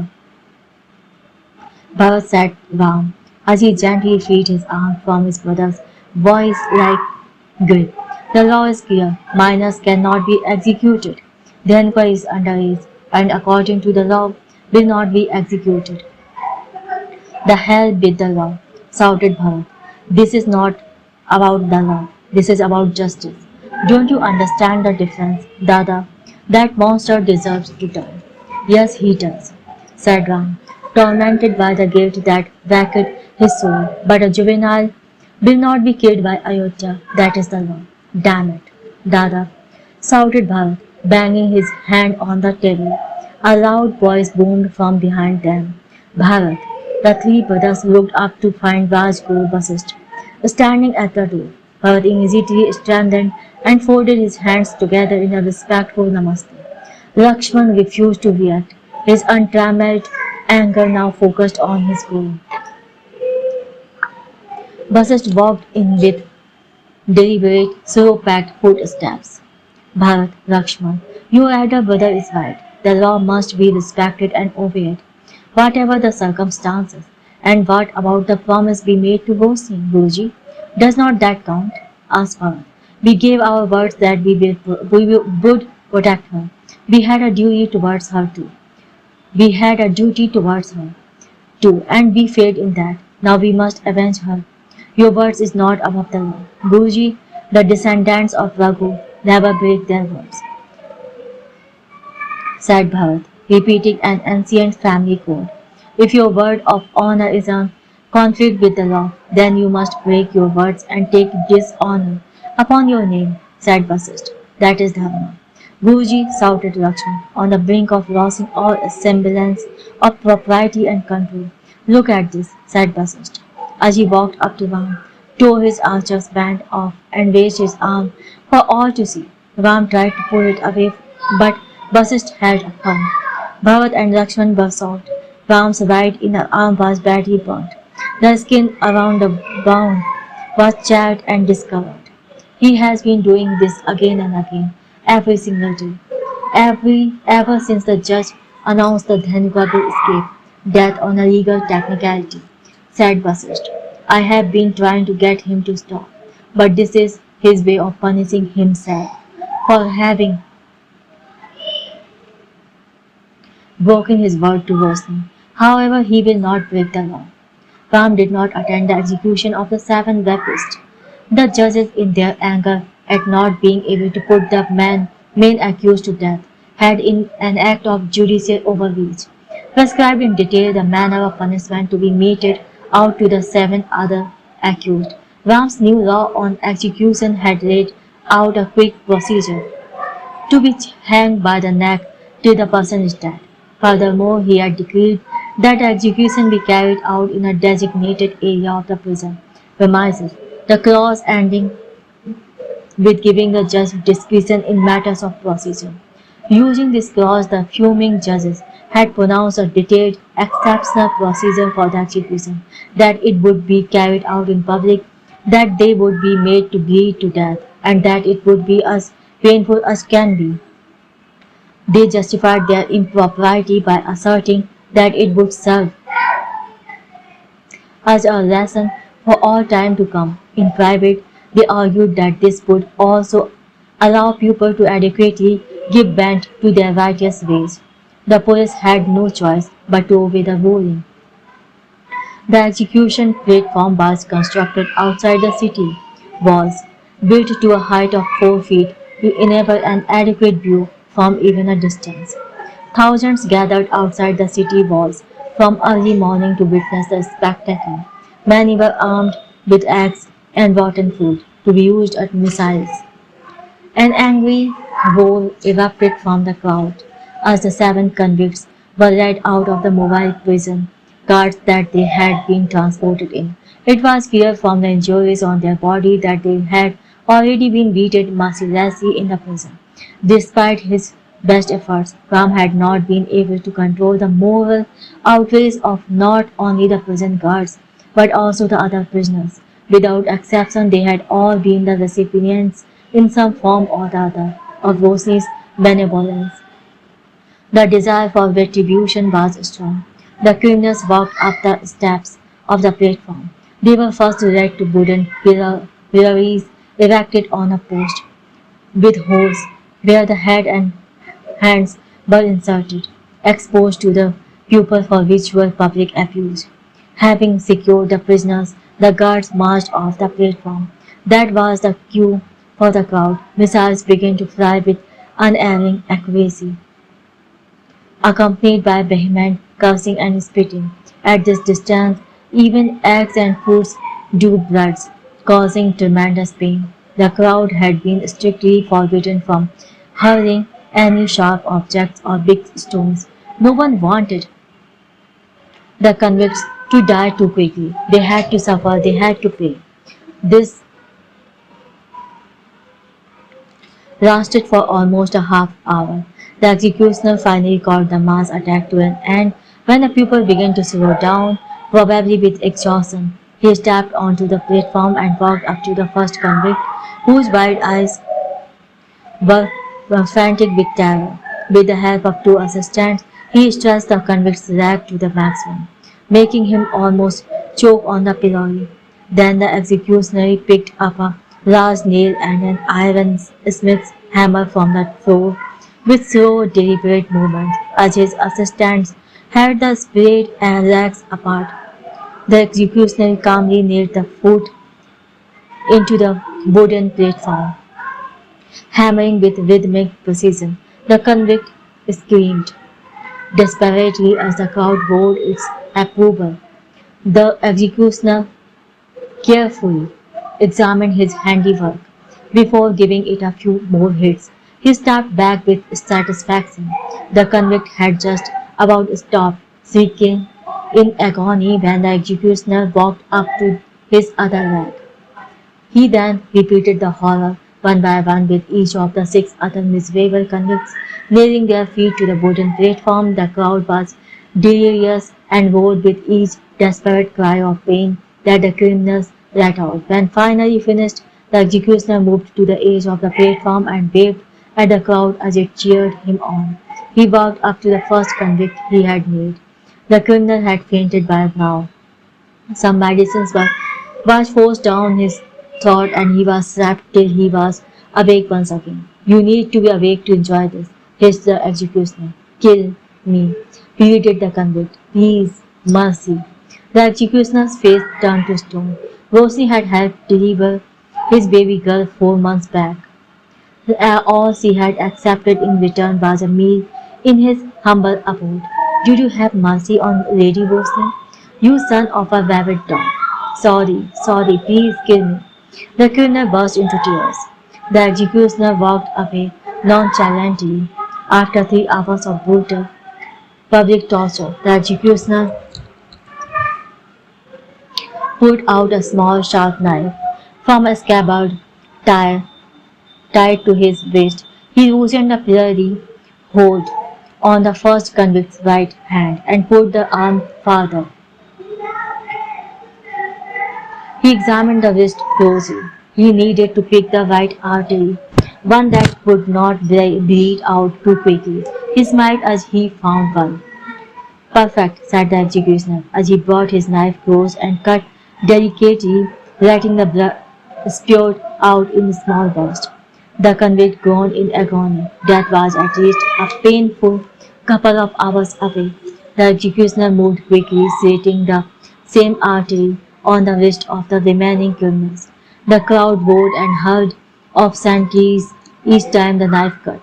The executioner gestured to the crowd that he was done for the day. Before stepping down from the platform, they began hurling missiles again, only to be interrupted periodically by an officer who would check on the flow of blood. It took 2.5 more hours for the last of the criminals to finally die, all having suffered a slow and painful death that would scare their soul for many rebels.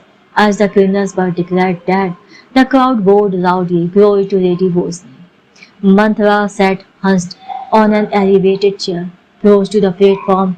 Her eyes still blazed with hatred and fury. She had no doubt the executioner would have tortured the monsters of his own accord. Her Rosie was so well loved, notwithstanding that she had paid him handsomely to not hold back on the brutality of the execution. She had barely blinked throughout the long and torturous proceedings, keenly observing each twitch of pain that they had been made to suffer. It was over now, and yet there was no sense of release, no satisfaction. Her heart had turned to stone. She crushed an urn close to her chest as she said. It contained her Rosie's ashes. She looked down as a tear slipped from one eye. She crushed an urn You are in, close to her chest. I promise you, my child. Even the last one will be made to pay for what he did to you. Renuka too will face the wrath of the justice. Thank you. Chapter 14. This is barbaric, said Ram. It is against everything Rosni stood for. Ram and Vasist were in the prince's private room. Why is it barbaric? Asked Vasist. Do you think the rapist should not have been killed? They should have been executed. That is the law. But the way it was done, at least judges should not give in to anger. It was savage, violent, and inhuman. Ram was forced to concede. Yes, then the punishment has served its purpose. But Rosni would not have. There is a school of thought which states that brute force can only be met with equal brute force. One fights fire with fire. Wrong. But there is virtue. But Rosni would have said that an eye for an eye will only make the whole world blind. There is virtue in non-violence, no doubt, but only when you are not living in the age of Kshatriya, of violence. If in the age of Kshatriya you are among the very few who believe that an eye for an eye makes the whole world blind, while everyone else believes otherwise, then you will be the one who is blinded. Universal principles too need to adjust themselves to a changing universe. Ram shook his head. Sometimes I wonder if my pupils are even worth fighting for. A real leader does not choose to lead only the deserving.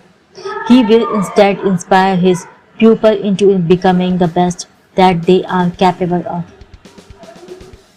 A real leader will not defend a monster, but convert that demon into a god. Tap into the god that dwells within even him. He takes upon himself the burden of Dharma Sankat, but he ensures that his pupils become better human beings. You are contradicting yourself, Guruji. Was this brutal punishment justified in that case? According to me, no. But society is not made up of people like you and me. There are all kinds of people with all shades of opinion. A good ruler must prod his pupil gently in the direction of dharma, which lies in the center, in balance. If there is too much anger in society leading to chaos and disruptive violence, then the leaders need to move it towards stability and calm. If on the other hand a society is passive and uncomplaining, then the leader needs to incite active participation and outrage. Even anger among the pupil, every emotion in the universe exists for a purpose. Nothing is superfluous in nature's design. Every emotion also has an opposite, like anger and calm. Society ultimately needs balance. But is this display of anger towards Bosnians, rapists and murderers the answer to injustice? Maybe. Maybe not. We will know for sure in a few decades. For now, it serves as a pressure release mechanism. Ram looked out of the window, deeply unsettled. Vasist knew he could not afford any further delay. He did not have much time on his hands. Ram, listen to me. Yes, Guruji, said Ram. Someone is on his way here. He is coming for you. He is a great man and he is going to take you away. I cannot stop it. It is beyond me. Who is this? Vasist cut in. I assure you, you will not be in danger, but you may be told things about me. I want you to remember that you are like my son. I want to see you fulfill your Swadharma, your true purpose. My actions have been defined by that goal. Guruji, I don't understand what. Do not believe what you hear about me. You are like my son. That is all I will say for now. A confused Ram folded his hands together into a namaste. Yes, Guruji. Mantra, please understand. I can do nothing, said Kiki. It is the law. Mantra had not wasted any time in seeking an audience with Ayodhya's second queen. Keki had a determined visitor early. The next morning, the queen continued with her breakfast, Mantra having refused the repast. All she sought was her personal brand of justice. But Keki would never admit to anyone that she had little influence over Dasarat now, much less on Ram. She resorted to blaming the law. To the proud, the pretense of noble compliance is better than admittance of failure. But Mantra would not be denied. She was aware that Dhenuka was incarcerated in a high security prison within the city. She also knew that only a member of the royal family could pull off what she had in mind. My lady, I have enough money to buy every nobleman in the kingdom. You know that. It will all be put at your disposal, I promise. Kiki's heart skipped a beat. She knew that with Mantra's immense resources on her side, she might even be able to force Bharat onto the throne. She was careful to remain non-committal. Thank you for the promise, but it is a promise for tomorrow. And who has seen tomorrow? Mantra reached into the folds of her angvastam and pulled out a hundi, a document bearing her official seal. It promised to honor the debt of a stated sum of money. Keke was to honor the debt of a stated sum of money. Keke was keenly aware that what she was receiving was, for all practical purpose, cash. Anyone in the Sapta Sindhu would give her money against a hundi signed by Mantra. Her reputation in such matters was unquestionable. Keke accepted the hundi and scanned it quickly as she did so. The queen was shocked.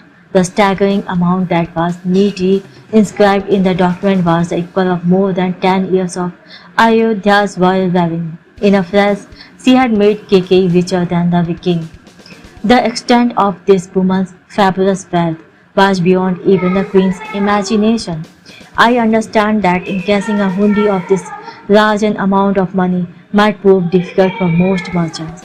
My lady, said Mantra, whenever you need the money, I will reimburse this hundi myself and pay the amount in gold coins. Keke was well aware of another exemplary law. Refusal to honor a hundi led to many years of imprisonment in a debtor's prison. Mantra drove her advantage home. I have a lot more where this came from. It is all at your disposal. Keke had the hundi tight. She knew what it was, her ticket to releasing all her dreams for her son. Once that had started looking distant due to recent events, Mantra struggled out of her chair, hovered to Keke, and leaned over as she hissed, I want him to suffer. I want him to suffer as much as he made my daughter suffer. I am not interested in speedy death.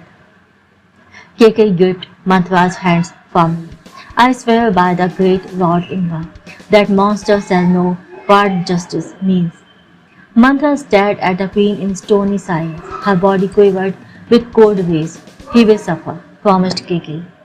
Rosni will be avenged. That is the word of the queen of Ayodhya. Ma, believe me, I would love to kill that monster with my bare hands, said Bharat earnestly. I know I would be serving the cause of justice if I were to do so. But Ram Dada's new law forbids it. Keke had left for Bharat's quarters as soon as Mantra exited the palace. She knew exactly what she had to do and how to go out about it.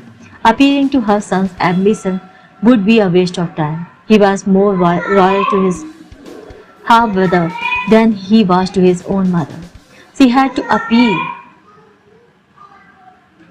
to his sense of justice, his righteous anger, his love for Rosni. I fail to understand this new law, Bharat. What kind of justice did it serve? Asked Keke passionately. Does not the Manu Smriti clearly state that the gods abandon the land where women are not respected? Yes, ma, but this is the law. Minors cannot be given the death sentence. Do you know that Dhenuka is not even underage anymore? He was a minor only when a crime was committed. I am aware of that, ma. I have had a massive fight with Dada over it. I agree with you. Justice is far more important than the technicalities of a law.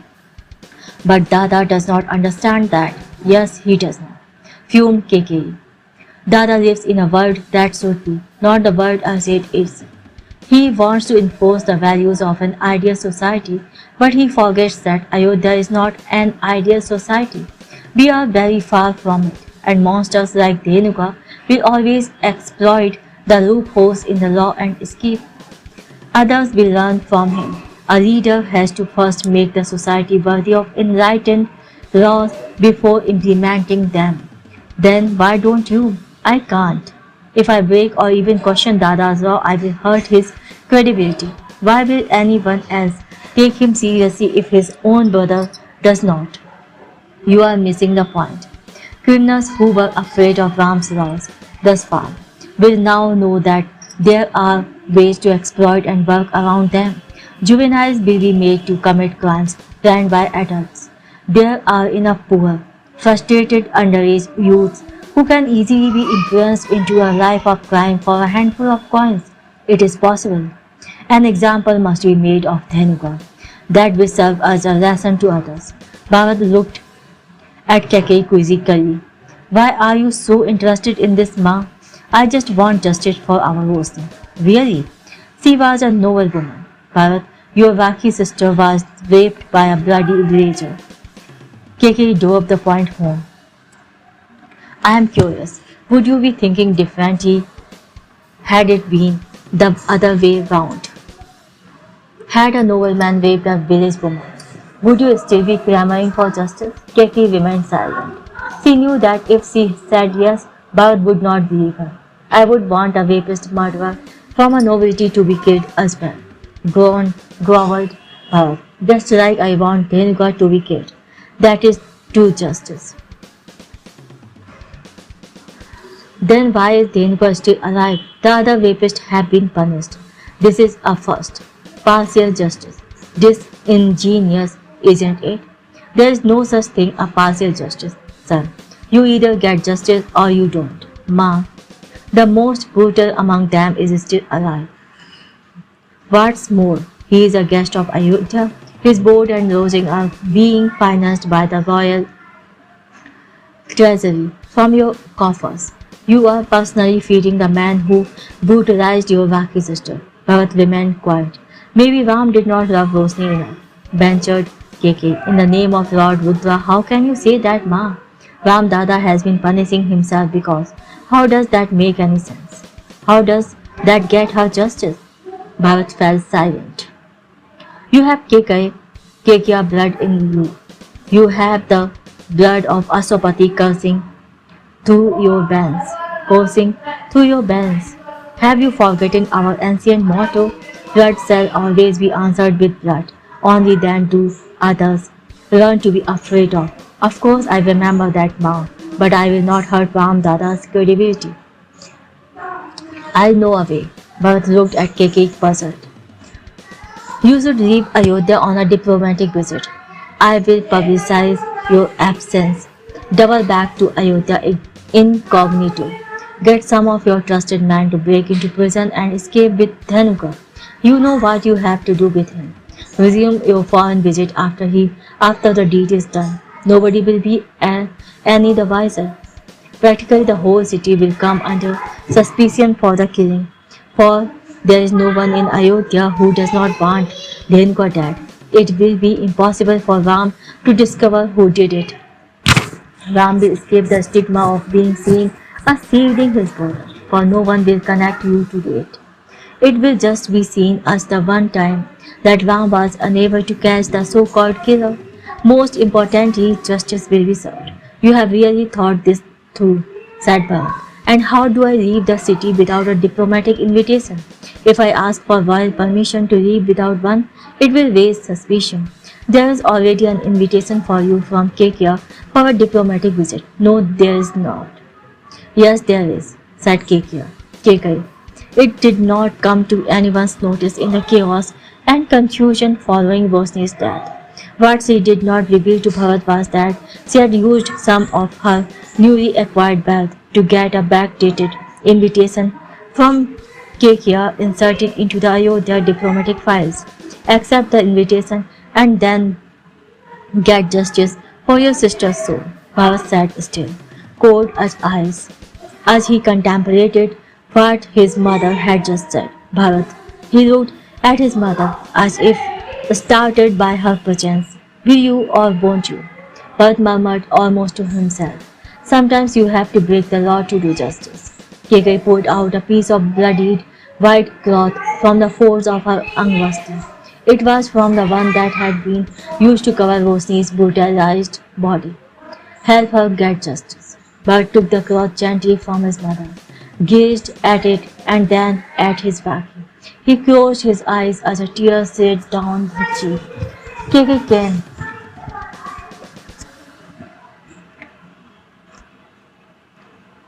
up to her son and held him tight.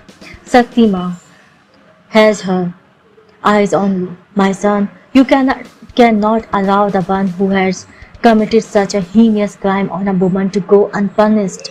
Remember that. Saktima, the mother goddess, was a deity that all Indians looked upon with love and fear. Blood shall always be answered with blood. Dhenuka was awoken by the sound of a door cracking open in his solitary cell at the royal prison. There was no light streaming in, even from the high window on this dark, moonless night. He sensed danger. He turned his body towards the door, pretending to be asleep as he clenched his fist tight, ready for attack. He opened his eyes slightly, but it was impossible to see anything in the dark. He heard a soft whistle above his head. Dhenuka sprang up as he hit out hard. There was nobody there, but the sound had come from above. A confused Dhenuka's eyes darted in all directions, desperately trying to see what was going on. The blow came unexpectedly. He felt a sharp blow on the back of his head and he was thrown on to the front. A hand yanked him by the hair and shoved a wet cloth against his nose. Dhenuka instantly recognized the odor of the sweet-smelling liquid. He himself had used it on his victims on many an occasion. He knew he could not fight it. He fell unconscious in a matter of seconds. Dhenuka awoke to the gentle rolling of wheels on a dirt road. He seemed unhurt, except for the blow to his head, which made it throb unbearably. His kidnappers had not injured him. He wondered who they were. Could they be his father's men, helping him escape? Where was he? Now bumps on the roads were making the wheels bounce, and the steady sound of crickets seemed to indicate that they were in a jungle, already outside the city. He tried to raise his head to get a better sense of his whereabouts, but the wet cloth made an appearance again. He fell unconscious. A splash of water broke Dhenuka up with a start.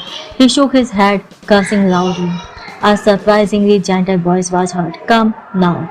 An astonished but wary Dhenuka tried to sit upright. He realized that he was in a covered bullock cart, the kind used to transport hay. He brushed some that was still lying around of his body. He was assisted as he stepped down. It was still pitch dark, but some torches had been lit, which allowed him to look around to find his bearing. He still felt groggy and unsteady on his feet, perhaps the after effect of the sedative that had been administered. He reached out and grabbed the cart to steady himself. Drink this, said a man who silently materialized beside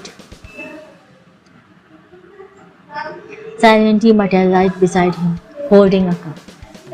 Dhenuka took the cup from his hand, but hesitated as he examined the contents warily. If I had wanted to kill you, I would have done so already, said the man. This will clear your head. You will need your wits about you for what is to follow. Dhenuka drank the contents without a protest. The effect was almost instantaneous. His head cleared and his mind became alert. As his senses stabilized, Dhenuka heard the sound of flowing water. Perhaps I'm near the river. The moment the sun rises, I will swim across to safety. But where is father? Only he could have bribed the officer to engineer my escape. Thank you, said Dhenuka, as he returned the cup to the man. But where is my father? The man silently took the cup and melted into the darkness. Dhenuka was left alone. Hey, where are you going? A well-built figure emerged from where the man had disappeared. His fair skin shone in the night light of the fire torches, as did his bright green dhoti and angvastam. He wore a small headband that held his long hair in place. It had an intricately built golden peacock feather attached to it. His eyes, normally mischievous, but like swords of ice. Prince Bharat, exclaimed Dhenuka, as he quickly bent down on one knee. Bharat walked up to Dhenuka without replying. Dhenuka had heard of Bharat's popularity with the women of Kosar. I knew you would understand me. I did not expect any better from your straight-laced elder brother. Bharat stood still, breathing evenly. I knew you would understand that women have been created for our enjoyment, my lord. Women are meant to be used by men. Dhenuka laughed softly, bowed his head and reached out to hold Bharat's angvastra in a gesture of humble gratitude. Bharat moved suddenly, flung Dhenuka's hand aside and grabbed his sword, a menacing voice emerging through his gritted teeth. Women are not meant to be used, they are meant to be loved. Dhenuka's expression changed to one of unadulterated terror. Like a trapped animal, he stood rooted to the spot as 20 powerful built men emerged, seemingly from nowhere. He struggled to break free of Bharat as the prince began to slowly squeeze his throat. My lord, interrupted a man from behind. Bharat caught his breath and abruptly released Dhenuka. You will not die so quickly. Dhenuka coughed desperately as he strained to recover his breath. All of a sudden he straightened, whirled around and tried to make a dash for it. Two men grabbed him roughly and dragged him back to the cart, kicking and screaming. The law, squeezed Dhenuka. The law, I cannot be touched. I was a juvenile. A third man stepped forward and punched Dhenuka in the jaw, breaking a tooth and drawing blood. You are not a juvenile anymore, but Prince Ram's law. Dhenuka's words were cut short as the man boxed him again in the face, this time breaking his nose. Do you see Prince Ram anywhere? Tie him up, said Bharat. Some men picked up the torches as two others dragged Dhenuka backwards to a large tree. They spread his arms wide and tied them around the tree trunk with a rope. They spread his legs apart and repeated the process with his feet. One of them turned around. It is done, my lord. Bharat turned to his side. I am saying this for the last time. Shatrughan, leave. You don't have to be here. Stay away from this. Shatrughan cut in. I will always be by your side, Dada. Bharat stared at Shatrughan with expressionless eyes. Shatrughan continued, this may be against the law, but it is just. Bharat nodded and began to walk forward. As he approached Dhenuka, he pulled out a piece of bloodied white cloth from under his waistband, touched it to his head reverentially, and tied it around his right wrist above the vacuum. Dhenuka was as desperate as a tethered god, surrounded by a pride of lions. He bleated, my lord, please let me go. I swear I will never touch a woman again. Bharat slapped him hard across his face. Do you recognize this place? Dhenuka looked around and realization dawned. This was where he and his gang had raped and murdered Bosni. Bharat held out his hand. One of his soldiers immediately stepped up and handed him a metallic bottle. Bharat opened the lid and held it close to Dhenuka's nose. You will soon know what pain really means. Dhenuka burst into tears as he recognized the acidic smell. My lord, I'm sorry, forgive me, let me go. Please remember Rosni Didi's cries. You filthy dog, growled Satrughn. Dhenuka pleaded desperately. Lady Rosni was a good woman, my lord. I was a monster. I am sorry, but she would not want you to do this. Bharat returned the bottle to the soldier, while another soldier handed him a large twisted drill. Bharat placed the sharp end of the drill on Dhenuka's shoulder. Maybe you are right. She was so good that she would have forgiven even a monster like you. But I am not as good as she was. Dhenuka began wailing in a loud, high-pitched voice as a soldier stepped up and handed Bharat a hammer. Scream all you want. You demanded bastard, said the soldier. Nobody will hear you. No, please. Bharat raised his arm and held the hammer high. He positioned the twisted drill on Dhenuka's shoulder. He just wanted a hole large enough to pour some acid into. A quick death would end the suffering and pain too soon. Blood shall always be answered with blood, whispered Bharat. The hammer came down. The drill penetrated perfectly. Desperate screams rang out loud and clear above the noise of the raging Saryu. Chapter 15.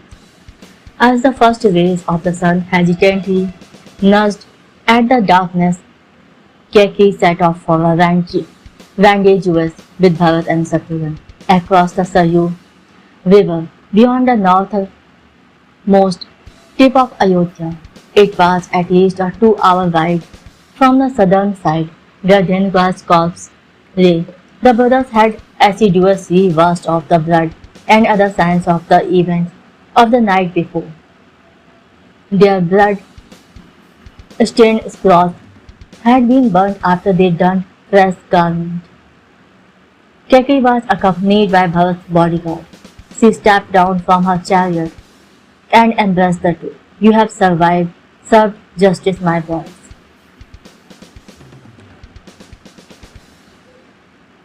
Bharat and Satrughn did not say anything. Their faces are masked. Faces a mask that hid the storm still raging within, anger still coursing there through them. Sometimes wrath is required to deliver justice, but the strange thing about anger is that it is like fire. The more you feed it, the more it grows.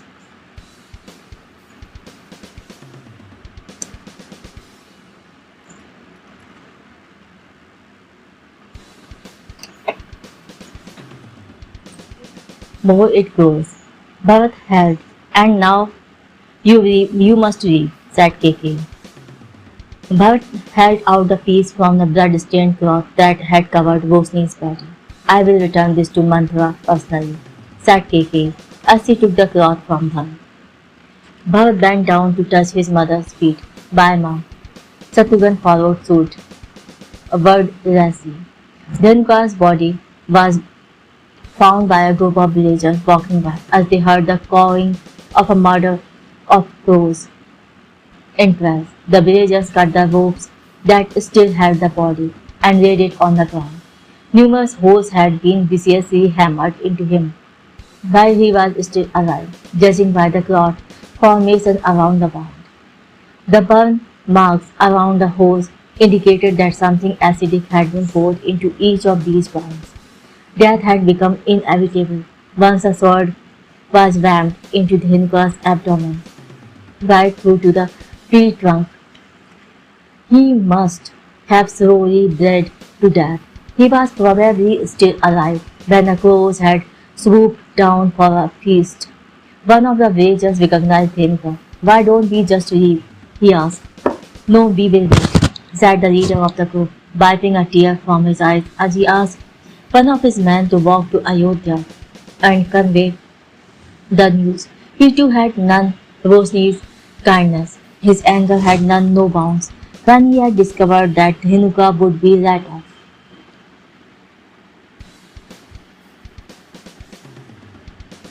He turned to the Saryu and thanked the river goddess for justice had been served. He looked down and spat on the corpse.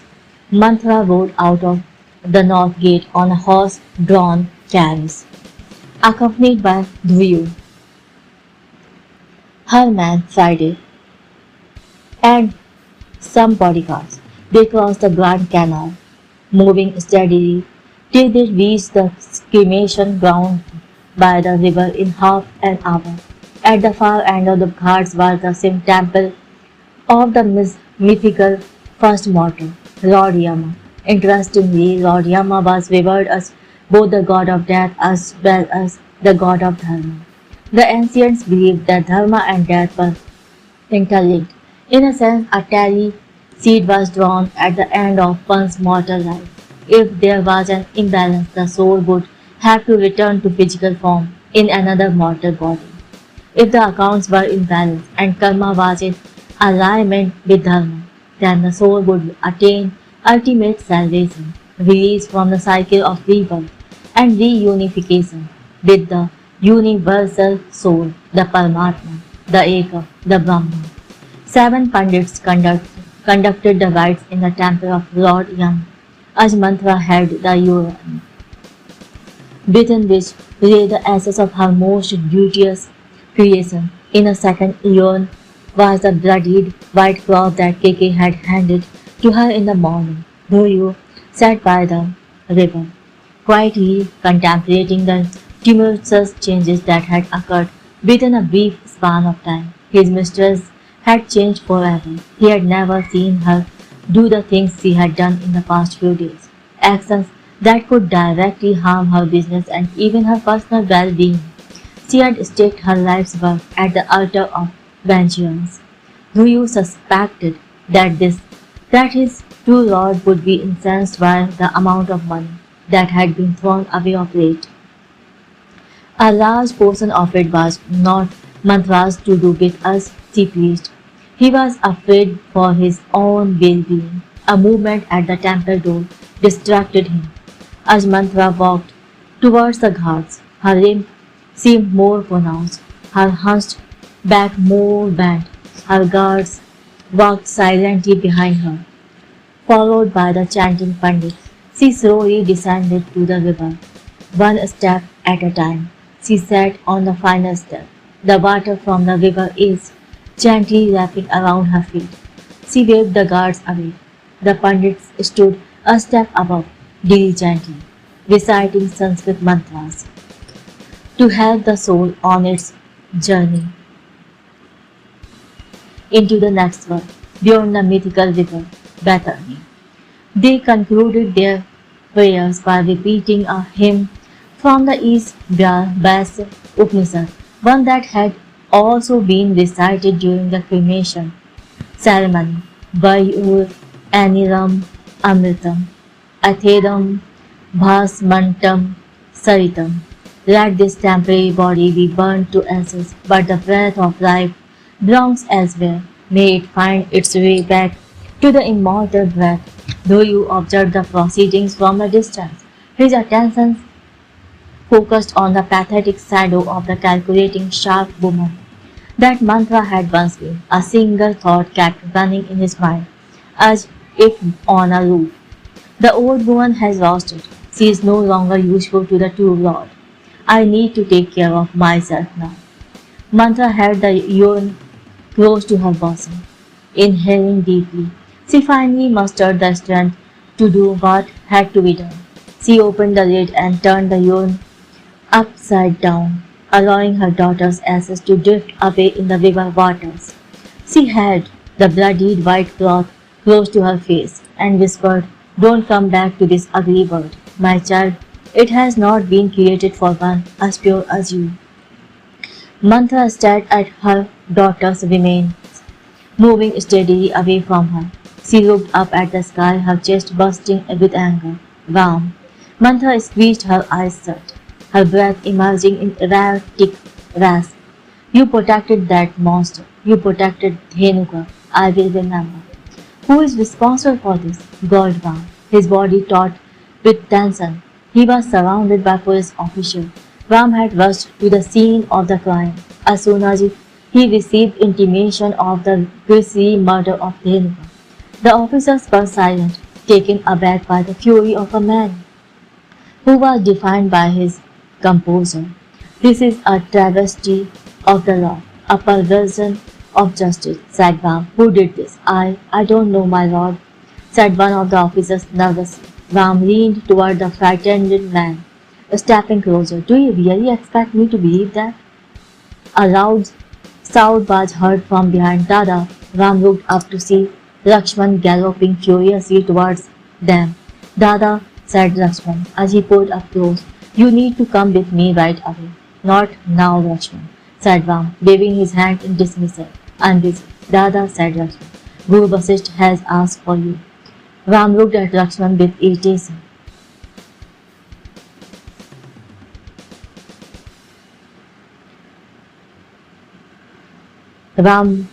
Lakshman interrupted his elder brother. Dada Maharishi Viswamit is here. He is asking for you, specifically for you. Ram stared at Lakshman, stunned. Viswamitra was the chief of Malayaputras, the mysterious tribe left behind by the previous Vishnu, Lord Parsuram. They represented the sixth Vishnu, tasked with carrying forward his mission on earth. The legendary powers of the Malayaputras instilled a sense of awe among the people of the Sapt Sindhu. This effect was further enhanced by Viswamitra's fearsome reputation. Born as Kausik, a Kshatriya, he was the son of great king Gadhi. Despite being a brave warrior in his youth, his nature drove him toward becoming a rishi. Against all odds, he succeeded. Thereafter, he reached the pinnacle of Brahmin and assassins when he became the chief of Malayaputras. After taking over as a chief, he had changed his name to Vishwamitra. The Malayaputras were tasked with assisting the next Mahadev. When he appeared, they believed their primary reason for existing, however, was to give rise to the next Vishnu. When the time came, Ram looked down at Dhenka's body and then at his brother, torn between the two calls of duty. Lakshman dismounted and caught him by his elbow. Dada, you can come back to this, insisted Lakshman. But Maharishi Vishwamitra should not be kept waiting. We have all heard about his legendary temple. Ram relented. My horse, he ordered. One of the officers quickly fetched his horse. Ram mounted and swiftly tapped the animal into action. Lakshman followed him. As the horse galloped towards the city, Ram recalled the odd conversation he had had with Vishwamitra a few days earlier. Someone is on his way here. I cannot stop it. What can Maharishi Vishwamitra possibly want from me? Whispered Ram to himself. You serve a purpose for him too. Ram brought his attention back to the present and made a creaking noise, urging the horse to move quicker. Are you saying no to me, Your Highness? Asked Vishwamitra in a mellifluous voice, but the underlying threat was unmistakable, as if his position and reputation were not fearsome enough. Maharishi Vishwamitra's towering persona now added to his indomitable aura. He was almost 7 feet in height, of gigantic proportions, with a large belly offset by a sturdy muscular chest, shoulders and arms. His flowing white beard, Brahmin knotted a tuft of hair on an otherwise shaven head, large limpid eyes and a holy Janayu, sacred thread. Janau, tied over his shoulder, stood in startling contrast to the numerous battle scars that lined his face and body. His dark complexion was enhanced by his saffron dhoti and angvastra. Emperor Dasarath and his 3 queens had received the Maharishi in the king's private office. The Maharishi had come straight to the point. One of his ashram was under attack, and he needed Ram's help to defend it. That was it. No explanations were offered as to the nature of the attack and how exactly The young prince would defend the mighty Malayaputras, who were reputed to have one of the most feared militias in India within their ranks. The great chief of Malayaputras would not be questioned or denied. Dasarat swallowed nervously. Even at the peak of his powers, he would have been afraid to take on Viswamitra's.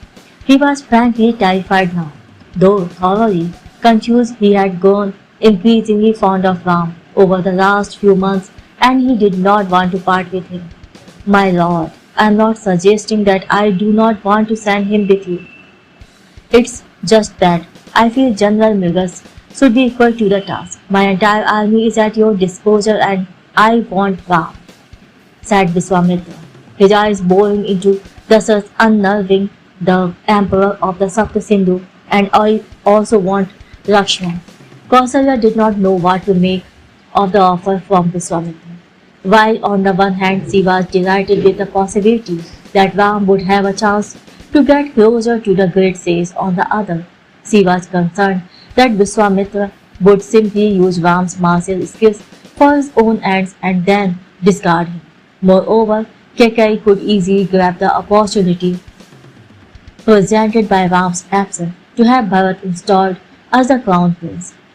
Kausalya responded the only way she could when faced with such situations. She shed silent tears. Kekai felt no such conflict.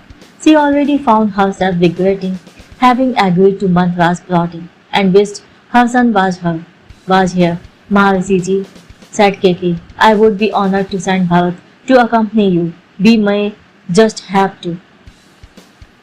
But Bharat is not in Ayodhya, said Vishwamitra. It seemed that there was nothing he did not know. You are right, Maharshi, and Kekai, said Kekai. That's what I was about to say. We may have to wait for a few weeks. I can send a message immediately to have Bharat recalled. Vishwamitra stared into Kekai's eyes. A nervous Kekai looked down, feeling inexplicably as if her secrets had been suddenly exposed. There was an uncomfortable silence. Then Vishwamitra's booming voice filled the room. I want Ram, your highness, and Lakshman, of course. I don't need anyone else. Now, are you sending them with me or not? Guruji, said Sumitra. I offer my sincere apologies for interrupting the conversation, but I think that there has been a big protocol blunder. You have already been with us for a while, but our venerated Rajguru Maharshi Vasisht has still not had the pleasure of meeting you. Should we send word to him to grace us with his presence? We will carry on our discussion once he is here. Vishwamitra laughed. What I have heard is true. After all, the third and junior most queen is the smartest of them all. Of course, I am not the smartest, Maharshi, said Sumitra, feeling her face redden with embarrassment. I was just suggesting that protocol. Yes, of course, said Vishwamitra.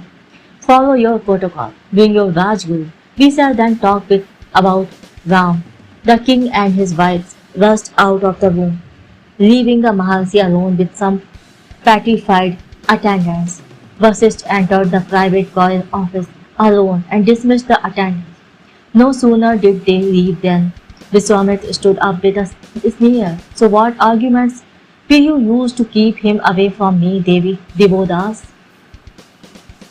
Vishwamitra had purposely used the Gurukul name of Vasisht, a name that the sage had when he was a child in school. I am not a child anymore, Maharshi Vasisht, Vishwamitra, said Vasisht, with deliberate politeness. My name is Vasisht, and I would prefer it if you address me as Maharshi Vasisht. Vishwamitra stepped close. Devodas, what are your arguments? Your royal family is a divided house. In any case, Dasarat does not want to part with his sons. Kausalya is confused, while Kekai definitely wants her to be the one who accompanies me, and Sumitra, smart Sumitra, is happy.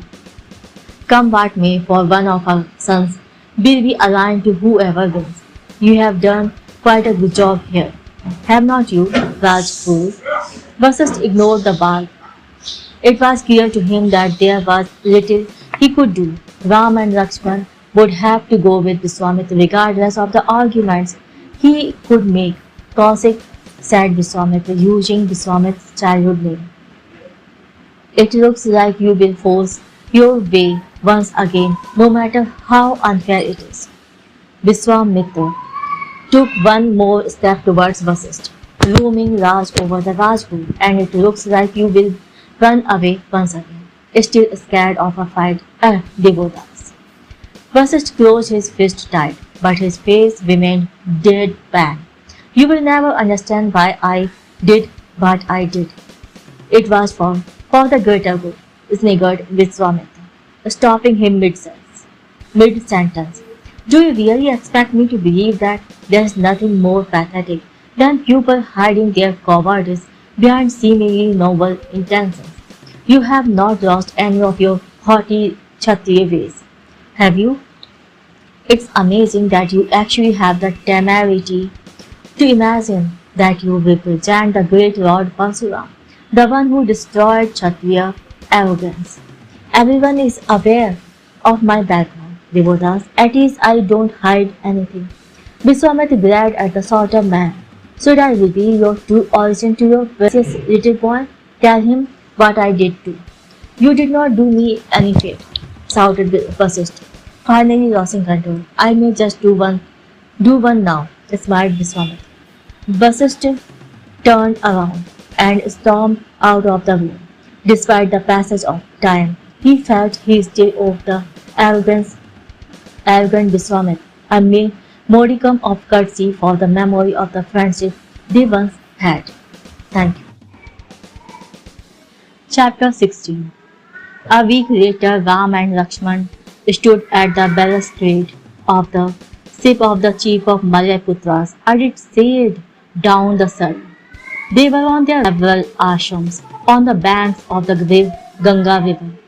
Dada, this massive ship belongs to Maharshi Viswamitra, as do the two that are following us, whispered Lakshman. There are at least 300 trained and battle-hardened warriors aboard. I have heard stories about thousands more at his secret capital, wherever that is. What is Lord Parsuram's name does he need us for? I don't know, said Ram as he looked into the dark expanse of water. Everyone aboard kept a safe distance from them. This makes no sense, but Father had ordered us to treat Maharshi Viswamitra as our guru, and that is. Dada, I don't think Father had a choice, and neither do we. A few days, Viswamitra ordered the ships to drop anchor. Boats were quickly lowered and 50 people rowed across to the shore, Ram and Lakshman included. As the boats banked, the Malayaputras jumped ashore onto the narrow beach and began to prepare the ground for a puja. What are we planning to do here, Guruji? Asked Ram politely as he folded his hands into a namaste. Has not your Rajguru taught you anything about this place? Asked Viswamitra. His eyebrows furrowed together, a sardonic smile on his face. Ram would not say anything uncomplimentary about his guru, Vasisht. But Lakshman had no such compunction. No, Guruji, he has not, said Lakshman, shaking his head vigorously.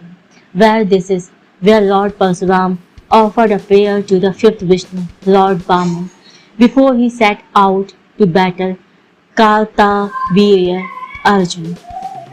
Wow, said Lakshman as he looked around with newfound respect.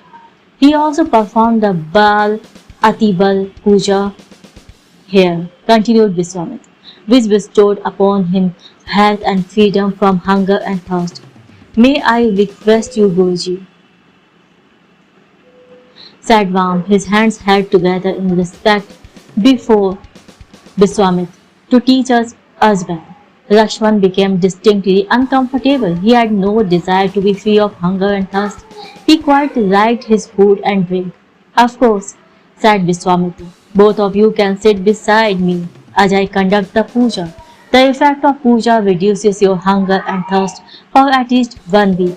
The impact on your health is lifelong. Within a few weeks, the convoy of ships reached the confluence of the Saryu and the Ganga, after which they steered westwards up the Ganga. They dropped anchor a few days later and secured the vessel to a makeshift jetty, leaving a skeleton staff behind. Vishwamitra, Ram and Lakshman set off on foot along with 200 warriors. The entourage finally reached the local ashram of the Malay Putras after a 4-hour march in a southeasterly direction.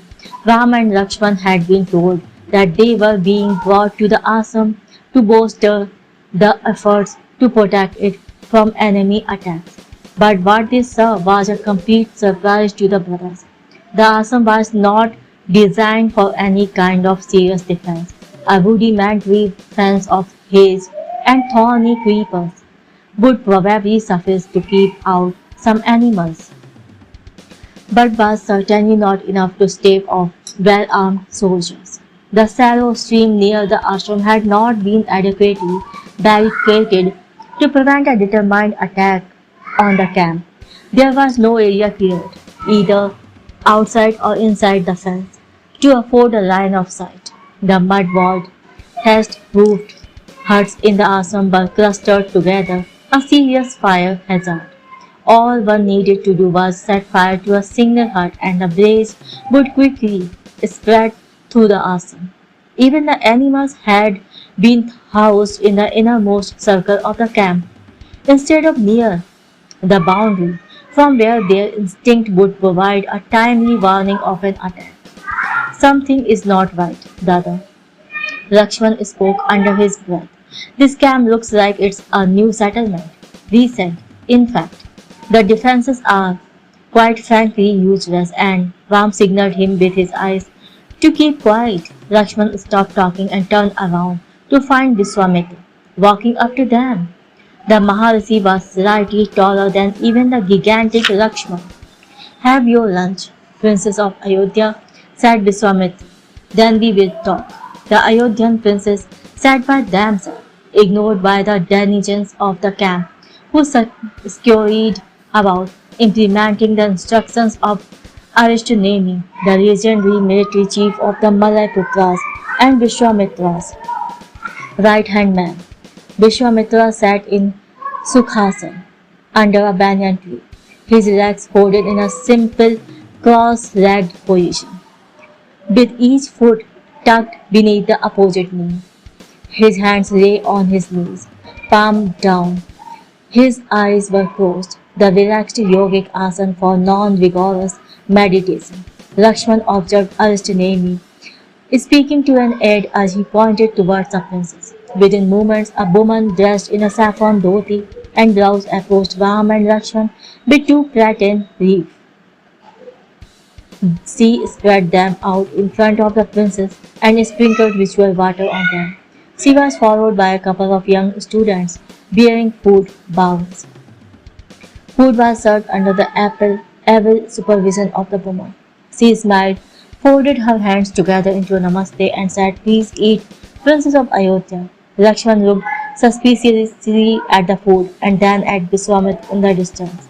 A banana leaf had been placed in front of the Maharishi as well, on which was placed a solitary jumbo fruit. The fruit that had been consecrated with the ancient name of India, Jambudi. "I think they are trying to poison us, Dada," said Lakshman, "as guests we have been served all this food, while Maharishi Vishwamitra is eating just one jumbo fruit." "The fruit is not for eating, Lakshman," said Ram, as he tore a piece of roti and scooped some vegetables with it. "Dada," said Lakshman, as he grabbed Ram's hand, preventing him from eating. Ram smiled. If they wanted to kill us, they had better opportunities on the ship. "This food is not poisoned. Eat. Dada, you trust every. Just eat, Lakshman." "This is where they attacked," said Vishwamitra, pointing to the partially burnt hedge fencing. "Here, Guruji?" asked Ram, astonished, as he cast a quick look at Lakshman before turning his attention back to Vishwamitra. "Yes, here," said Vishwamitra. Arishtonemi stood behind Vishwamitra in silence. Ram's incredulity was well founded. It did not look like much of an attack. A 2-meter wide strip of the hedge fencing had been partially burnt. Some miscreants seemed to have poured paraffin and set it on fire. They must not have had a sufficient quantities of it, for practically the whole fence was still intact. The vandals must have struck at night time, when dew formation on the hills had thwarted their amateur attempts at arson. These were clearly not professionals. Ram stepped out of boundary through the small breach in the fencing and picked up a partially burnt piece of cloth. Lakshman quickly followed his brother, took the cloth from Ram and sniffed it, but detected no flammable substance. It's a piece of cloth from an Angvastam. One of them must have accidentally set his own clothes on fire. Idiot. Lakshman's eyes fell on the knife. He examined it closely before handing it to his brother. It was old and rusty, though well sharpened. It clearly did not belong to a professional soldier. Ram looked at Viswamitra. What are your orders, Guruji? I need you to find these attackers who disrupt our rituals and other ashram activities, said Viswamitra. They must be destroyed. An irritated Lakshman butted it. But these people are not evil. Ram signaled for silence. I will follow your orders, Guruji, because that is what my father has asked me to do. But you need to be honest with me. Why have you brought us here when you have so many soldiers at your command? Because you have something that my soldiers do not possess, answered Viswamitra. What is that? Ayodhya blood. What difference does that make? The attackers are the asuras of the old code. They are asuras, exclaimed Lakshman. But there are no more asuras left in India. Those demons were killed by Lord Rudra a long time ago. Vishwamitra looked at Lakshman with exasperation. I am talking to your elder brother. Turning back to Ram, he said, the asuras of the old code would not dream of attacking an Ayodhya. Why, Guruji? Have you heard of Sukracharya? Yes, he was the guru of the asuras. He is or was worshipped by the asuras. And do you know where Sukracharya was from? Egypt. Vishwamitra smiled. Yes, that is technically true, but India has a big heart. If a foreigner comes here and accepts our land as his motherland, he is a foreigner no more. He becomes Indian. Sukracharya was brought up here. Can you guess which Indian city was his hometown? Ram's eyes widened with amazement. Ayodhya? Yes, Ayodhya. The asuras of the old code will not attack an Ayodhyan, for that land is sacred to them.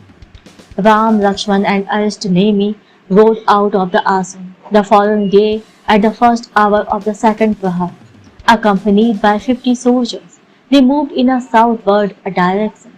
The local Asura settlement was believed to be a little more than a day's ride away. Tell me about their leaders, Arishtanemi-ji. Ram respectfully asked the military chief of the Malaputras. Arishtanemi was equal in height to Lakshman, but unlike the young prince, was lean, almost lanky. He wore a saffron dhoti with an angvastam slung over his right shoulder, one end of which was wrapped around his right arm. He bore a Janeu thread. His 7 head and a knotted tuft of hair at crown were signs of his Brahmin antecedent.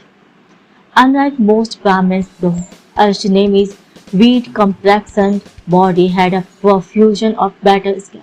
It was rumored that he was more than 70 years of age, although he did not look a day older than 20. Perhaps Maharishi Vishwamitra had revealed to him the secret of mysterious somras, the drink of the gods. Its anti-aging properties could keep one healthy till the astounding age of 200. The Asura horde is led by a woman called Taraka, the wife of their deceased chieftain Sumali, said Arishtanemi. Taraka belongs to a Rakshas clan. Ram frowned. I thought the Rakshasas were aligned with the Devas, and by extension their descendants us. The Rakshasas were our warrior, Prince Ram. Do you know what the word Rakshas means? It's derived from the old Sanskrit word for protection, Raksha. It is said that the word Rakshas emerged from their victim asking to be protected from them. They were the finest mercenaries of ancient time. Some had allied with the Devas, while others joined the Asuras. Ravan himself is half Rakshas. Oh, Ram exclaimed as his eyebrows rose. Ashtonemi continued. Tavaka maintains a militia of 15 soldiers led by her son Subahu along with women, children, and the old. The settlement must be made up of not more than 50 people. Ram frowned. Just 15 soldiers?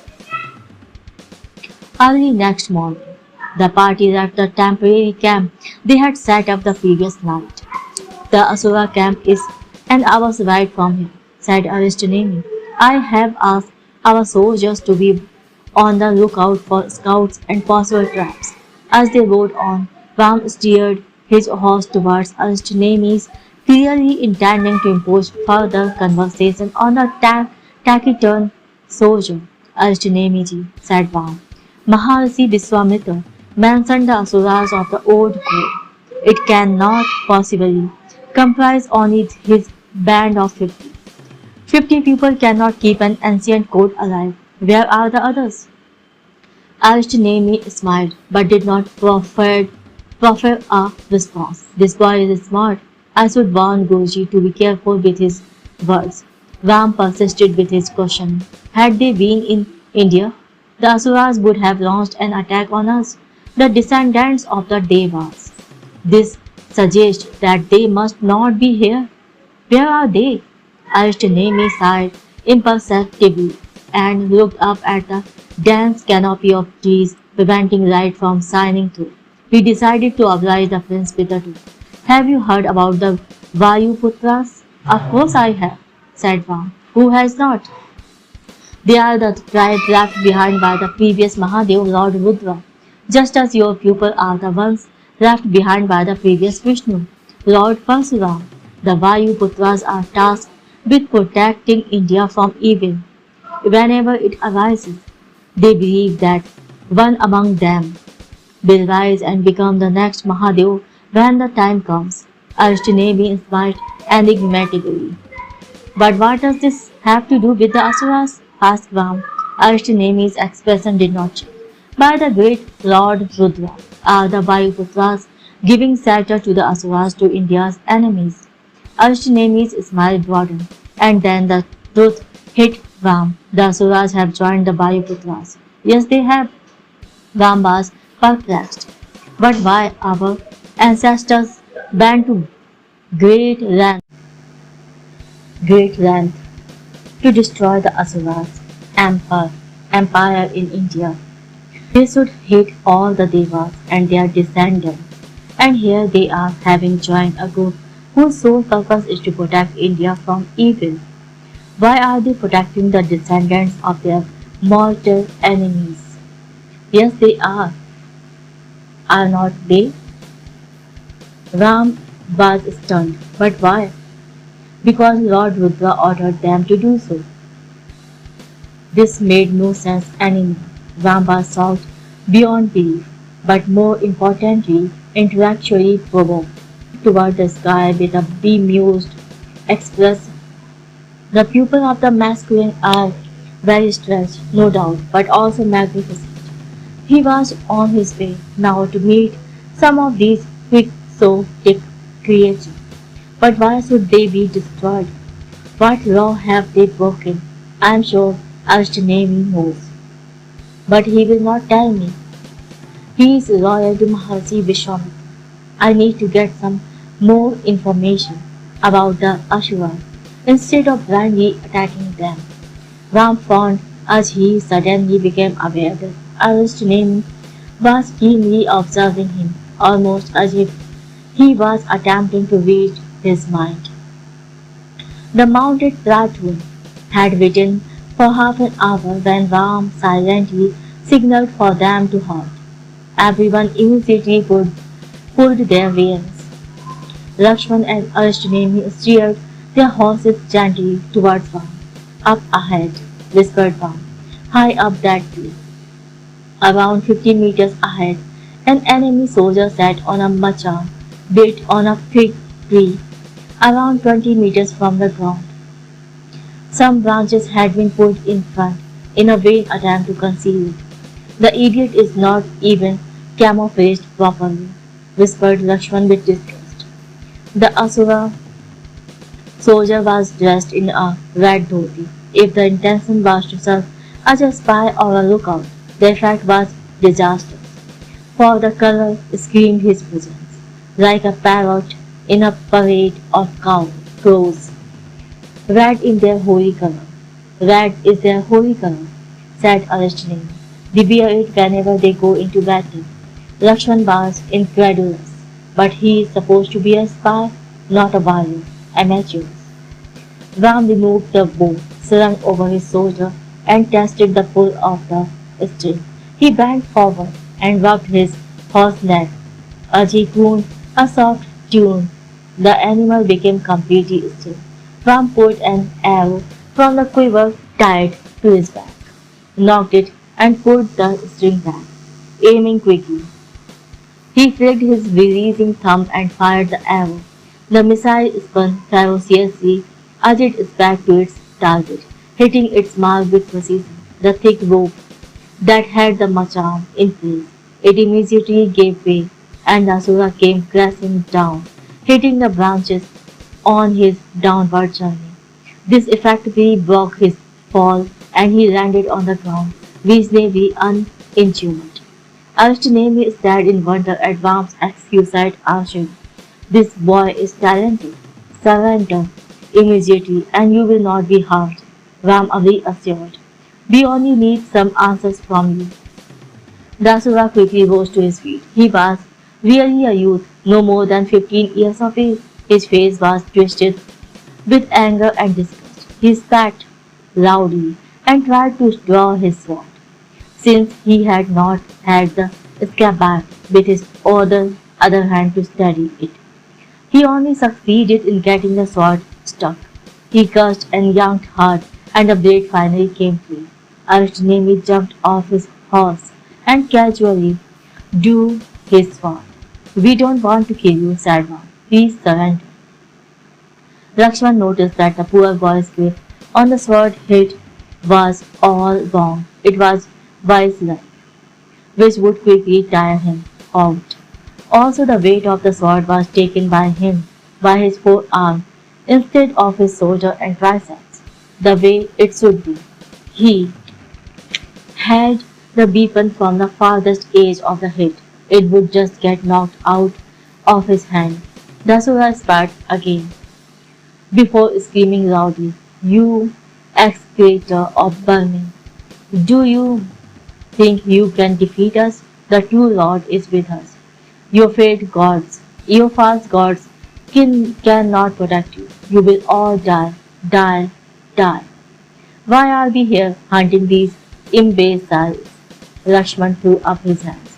Ram ignored Lakshman and spoke to the young warrior again, politely. "I am requesting you, throw down your weapon. We don't want to kill you, please." Arishtanemi began to move forward slowly, intending to intimidate the Asura. The effect, however, was quite the opposite.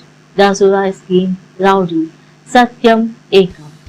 The two won. He charged at Arishtanemi.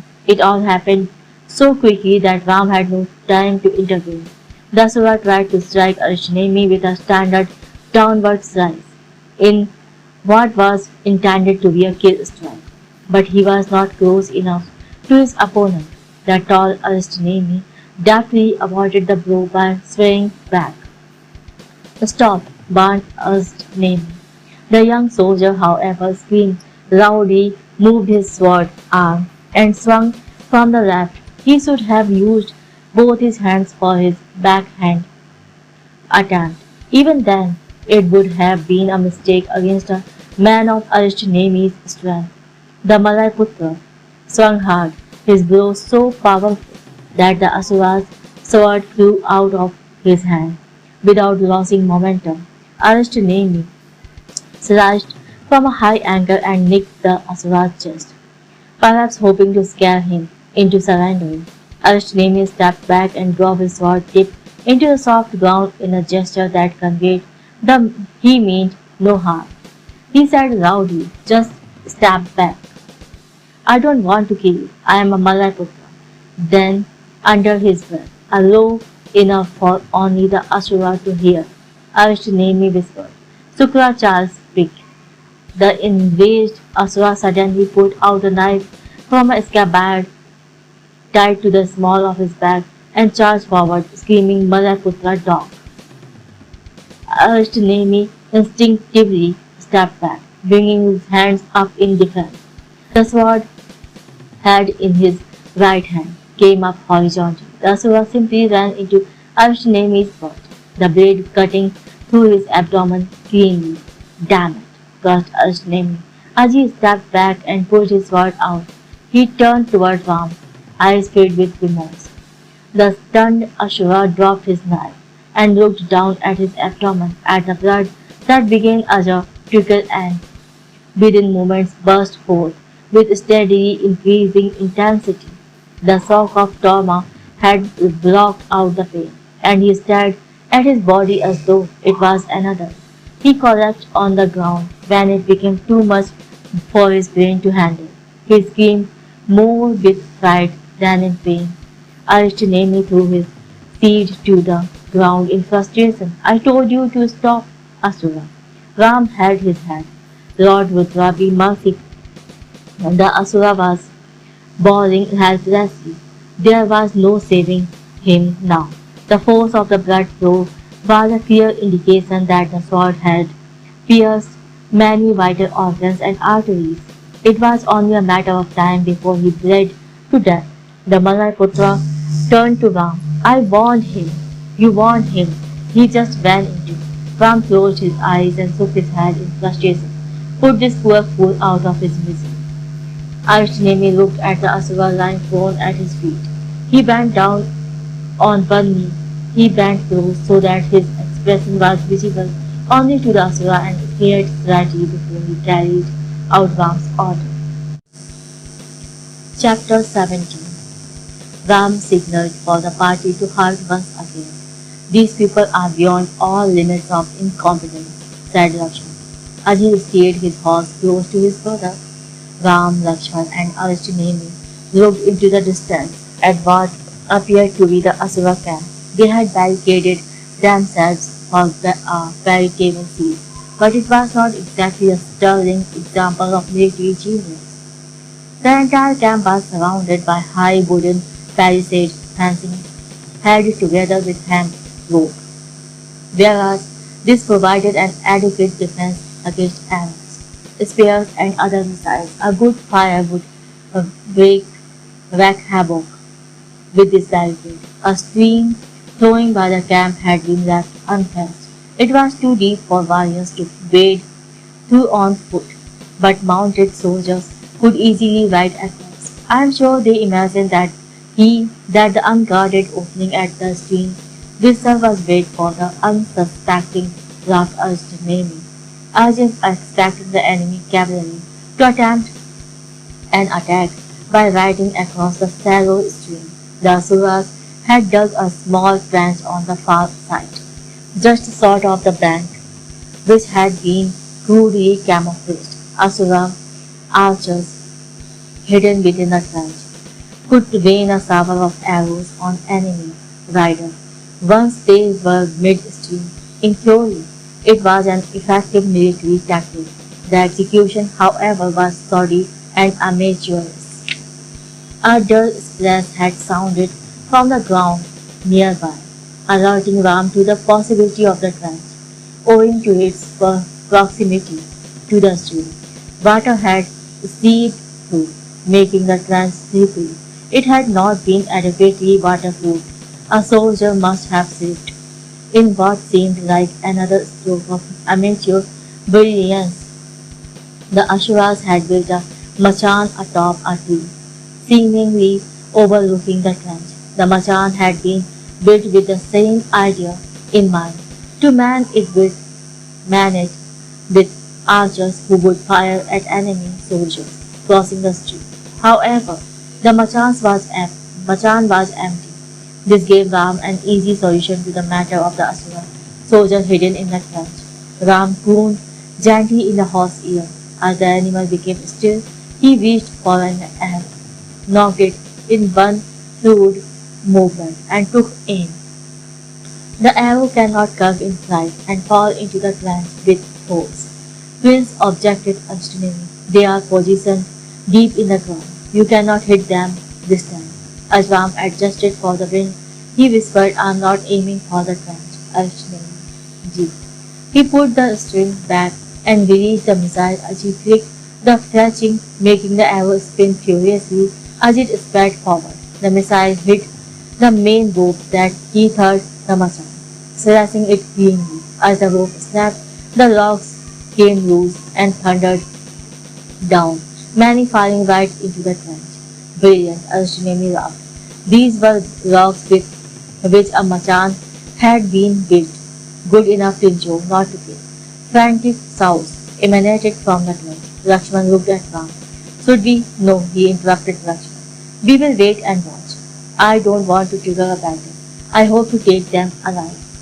A faint smile played on Astronomy's lips. Airs of distress and anger continued to emerge from the trench. Perhaps the Asuras were clearing the logs that had landed on them. Soon enough an Asura popped up, followed by others who dragged themselves out. The tallest, obviously the leader, surveyed his men. He turned around defiantly and stared at his opponents. That is Subama, offered Astronomy, Talka's son and their military chief. Subahu's left arm had been dislocated by a fallen log, but the rest of him appeared unharmed. He pulled out his sword. It took some effort to do so, for his left arm was disabled with the injury and he was unable to hold his scabbard. He had his sword along and roared in defiance. The soldiers followed his cue. Ram was thoroughly bemused now. He did not know whether to laugh at or applaud. This foolhardy heroism that bordered on unheard of stupidity. Oh, for Lord Parsuram's sake, groaned Lakshman. Are these people mad? Can't they see that we have 50 mounted soldiers on our side? Satyam Ekam, bellowed Subha. Satyam Ekam, shouted the other Asuras. Ram was astonished that the Asuras still persisted with what seemed like foolishness, despite what Guru Viswamitra had said. He turned around and was annoyed at what he saw. Lakshman, where is the Ayodhya standard? Why have not you raised it? What? Asked Lakshman. He quickly looked back and realized that the soldiers behind him had raised the banner of the Malaputras. The mission had been tasked by Viswamitra. After all, do it now, shouted Ram, not taking his eyes off the Asuras, who appeared to be preparing to charge Lakshman's. Lakshman pulled out the flag lying folded in the bag attached to the horse saddle. He unfurled it and held high the standard under which the Ayodhyan marched to battle. It was a white cross and a red circular sun in the center, its rays streaming out in all directions. At the bottom of the standard, suffused in the brightness of the rays of the sun, was a magnificent tiger appearing to leap out. Charge! Shouted Subham. Satyam Ekam! Cried the Asuras as they took off. Ram raised a bald fist and shouted aloud, Ayodhya, Ayodhyatar, Vijetar. It was the war cry of the Ayodhyans, the conquerors from the unconquerable city. Lakshman held the standard high and roared, Ayodhyatar, Vijetar, Vijetar. The Asuras stopped in their tracks as they gaped at the two princes and the Ayodhya flag. They had come to a halt a mere 50 feet from where Ram's horse stood still. Subahu edged forward slowly, holding his sword low, non-threateningly. Are you from Ayodhya? Asked Subahu, as he reached close enough to be heard. I am the crown prince of Ayodhya, said Ram. Surrender, and I swear by the honor of Ayodhya you will not be harmed. Subahu's sword fell from his suddenly limp hand as he bent down on his knees, as did the other Asuras. Some of them were whispering to each other, but it was loud enough to reach Ram's ears. Shukracharya, Ayodhya, the voice of Ekam. Ram, Lakshman and the Malay-Putras were ceremoniously led into the Asura camp. The 14 Asura soldiers were received by Tavaka. The women quickly got down to tending to the injuries of their men, who had been disarmed by the Malay-Putras. The host and the guest eventually settled it down in the central square. After a quick round of meager refreshment, Ram addressed the Malay-Putras military chief Arishtanemiji. Please leave me alone with the Asuras. Why? Asked Arjuna. I would like to speak with them alone.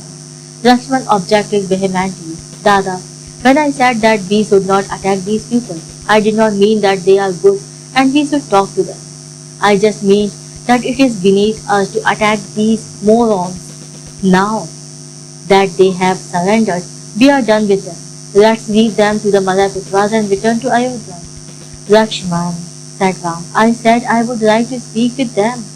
What will you talk about, Dada? Persisted Lakshman, beyond caring that he was within earshot of the Asuras. These people are savages. They are animals. They are the remnants of those who survived the wrath of Lord Rudra. Don't waste your time on that. Ram's breathing slowed down as his body stiffened imperceptibly. His face acquired an expression of forbidding calm. Lakshman immediately recognized it for what it was, a sign of deep anger welling up beneath the still waters of his brother's essentially cool personality.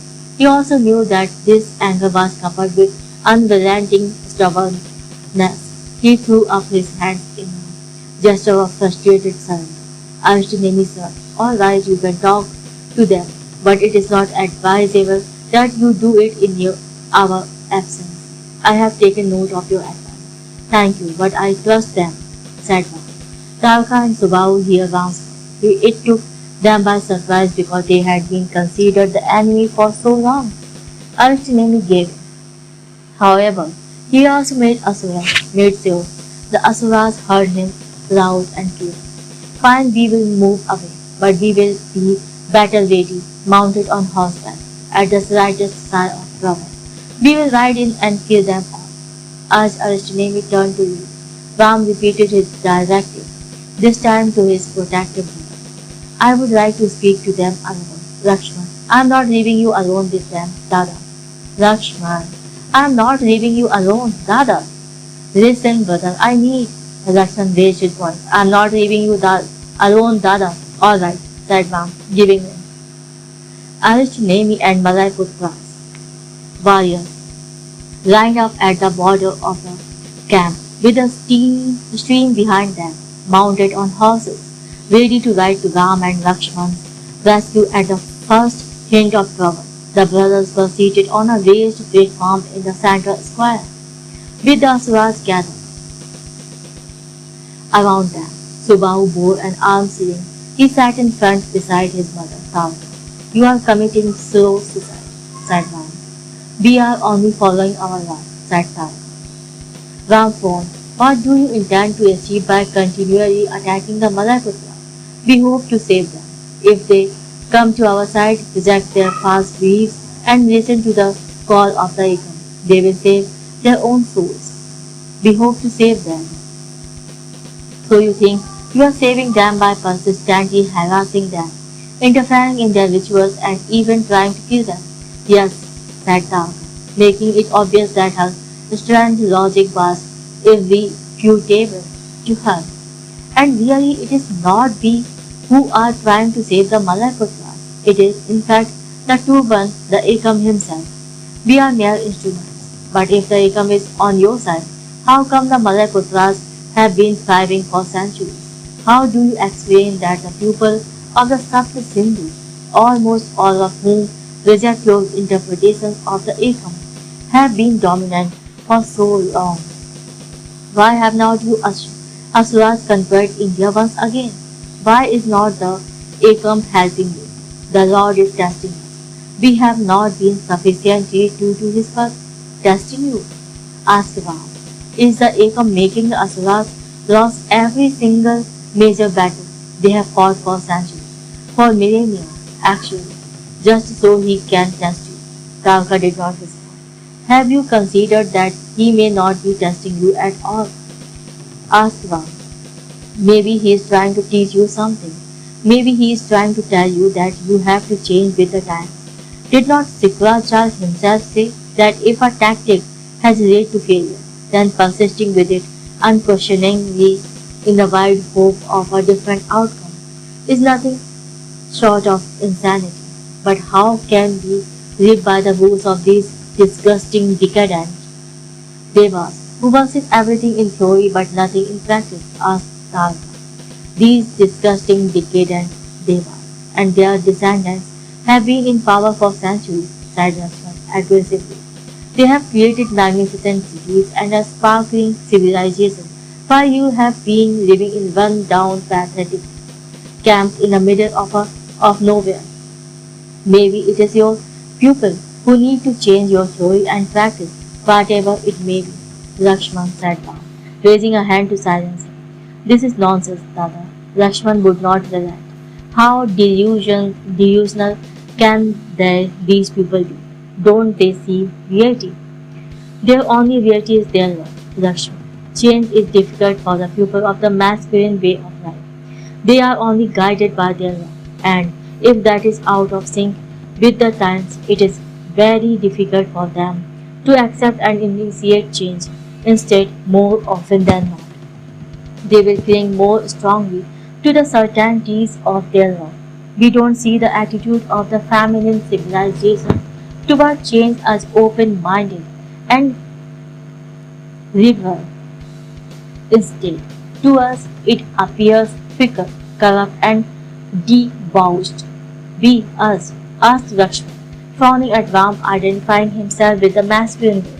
Tarka and Subahu keenly watched the exchange between the brothers. Subahu raised his bald fist to his heart in an ancient Asura salute. Ram asked Lakshman, do you think what was done to Dhenka was wrong? I think the way Asuras randomly kill people who do not agree with their interpretation of the Ekam is even more wrong. On that, I agree with you. The Asura actions were not just wrong, they were evil, said Ram. But I was talking about Dhenka. Do you think what was done to him was wrong? Lakshman refused to respond. Answer me, my lord, said Ram. Was it wrong? I'm not asking. You know I will not oppose you, Dada. I'm not asking what you will do. What do you think, Lakshman? Lakshman remained silent, but his answer was obvious. Who is Dhenka? Asked Swan. A hardened criminal, a blot on society whose soul will atone for his deed for at least 1,000,000 words, said Ram. But the law did not allow for its execution. Had Sukrachar's law not permitted it, no matter how heinous the crime, should he have been executed? Subahu did not need a moment to think. No. Ram smiled evil. So slightly as he turned to Lakshman. The law applies equally to all. No exception. And the law cannot be broken, except when. Lakshman turned away from him. He remained convinced that in Dhenka's case justice had been served. Ram turned to address the small band of assurance. Try to understand what I am saying to you. You are law-abiding people. You follow the masculine way. But your law are not working anymore. They have not been for centuries because the world has changed. That is what karma is trying to teach you again and again. If karma is giving you a negative signal repeatedly, then it is not testing you. It is trying to teach you. You need to tap into the discipline in you and find a new supracha. You need a new masculine way. You need new laws. Tarka spoke up. Guru Sukrachar had said that he would reincarnate when the time was right to lead us to a new way. There was a long silence in the assemblies. Tarka and Subahu suddenly stood up in unison. They brought their bald right fist to their heart as they bowed low to Ram, the traditional full Asura salute. Their soldiers sprang to their feet and followed suit, as did the women, children, and the old. Ram felt as if a cruising weight was suddenly placed on his chest, and the wind knocked out of him. Guru Vasisht's words entered his mind of their own volition. Your responsibility is great. Your mission is all important. Stay true to it. Stay humble, but not so humble that you don't accept your responsibilities.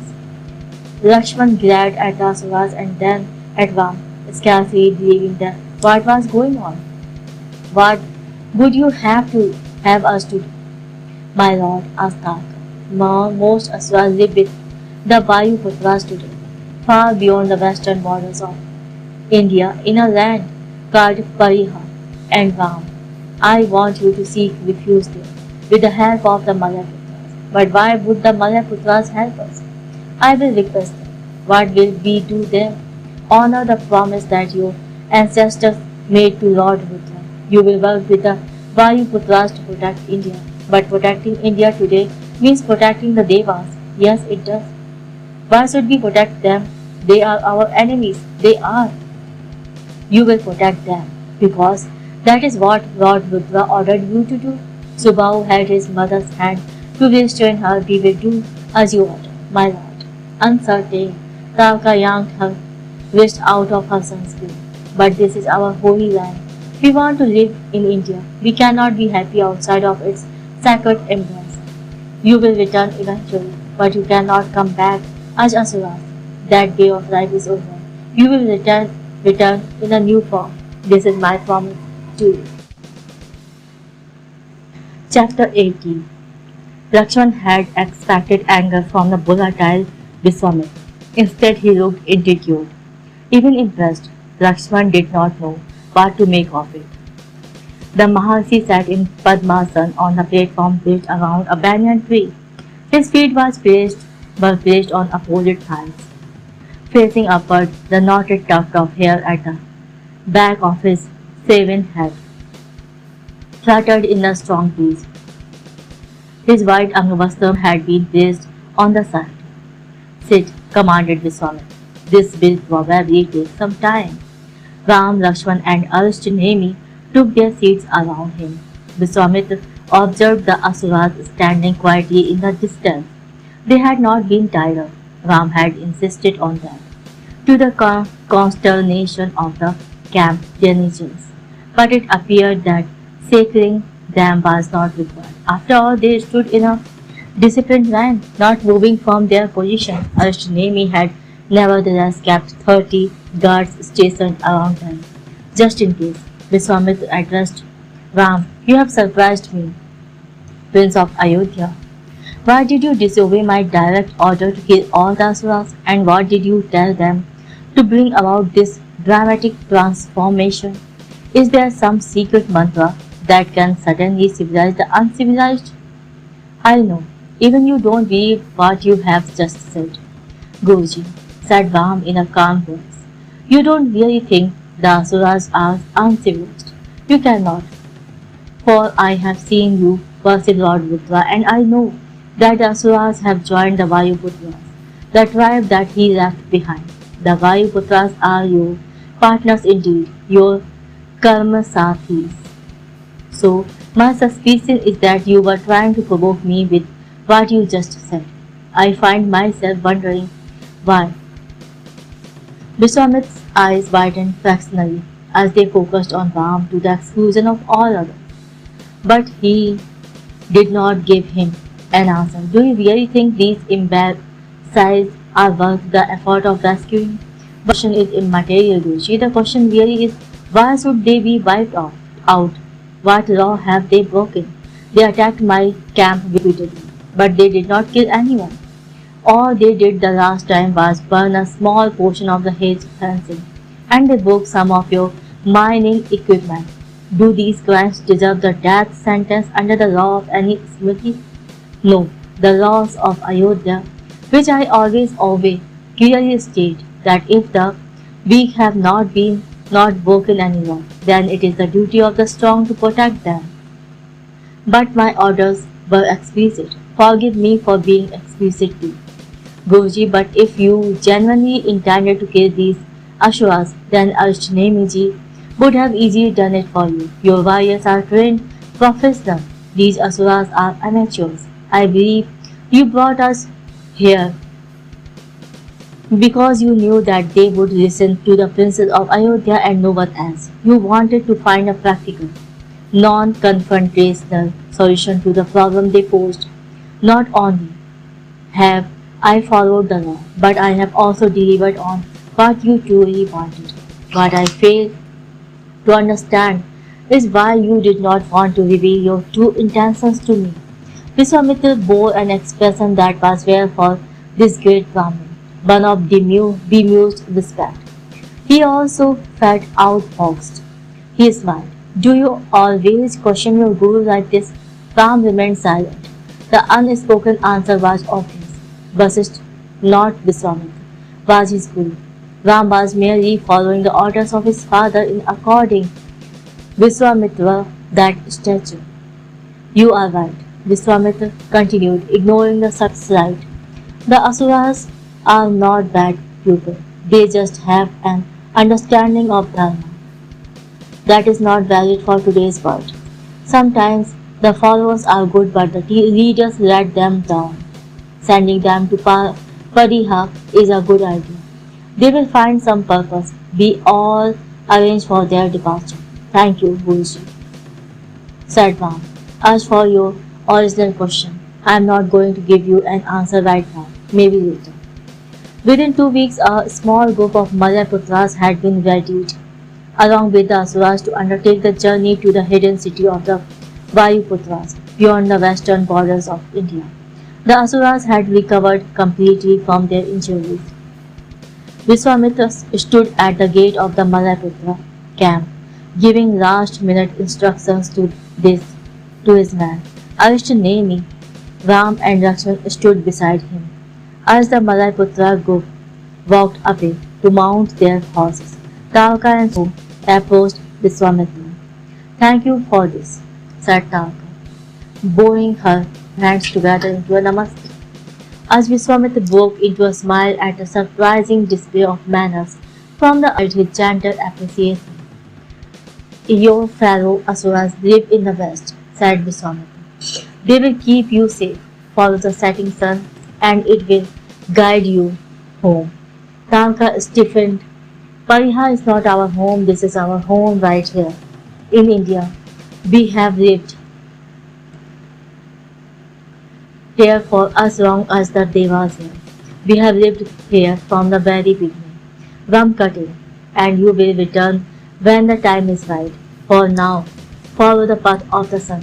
Vishwamitra looked at Ram with surprise, but remained silent. It did not work out the way we had planned, Guruji said. Guruji said us to name me.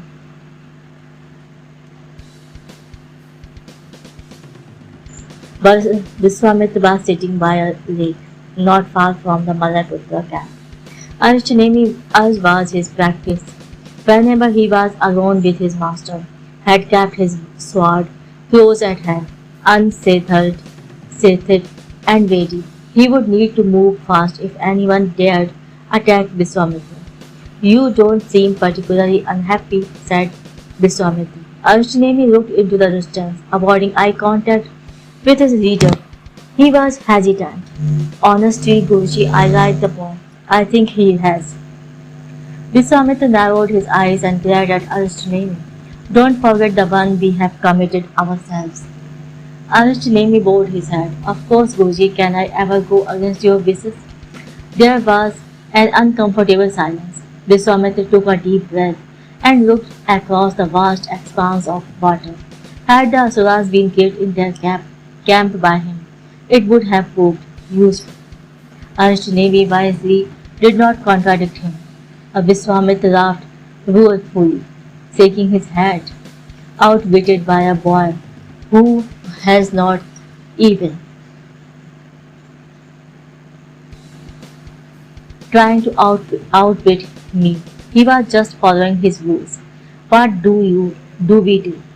We follow plan B, said Vishwamitra. Obvious, is it not? I have never been too sure about the other plan. Guruji, it's not like we have complete control over matters. Vishwamitra did not allow him to complete his statement. You are wrong. Arshtinemi remained silent. That traitor Vasisht is Ram's guru. I can never trust Ram as long as he continues to trust Vasisht. Arshtinemi had his misgivings, but kept quiet. He knew any discussion on the subject of Vasisht was one that was fraught with danger. We will go ahead with the other plan, said Viswamitra, with finality.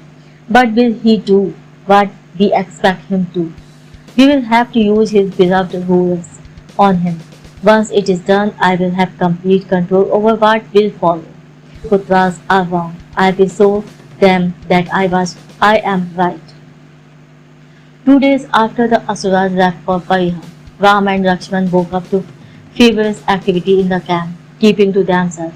They stepped out of their hut and set out for the lake to offer early morning prayers to the sun god and Lord Rudra. Arishtunemi fell into step alongside them. We will be leaving soon. Thank you for letting us know, Arishtunemi ji, said Ram.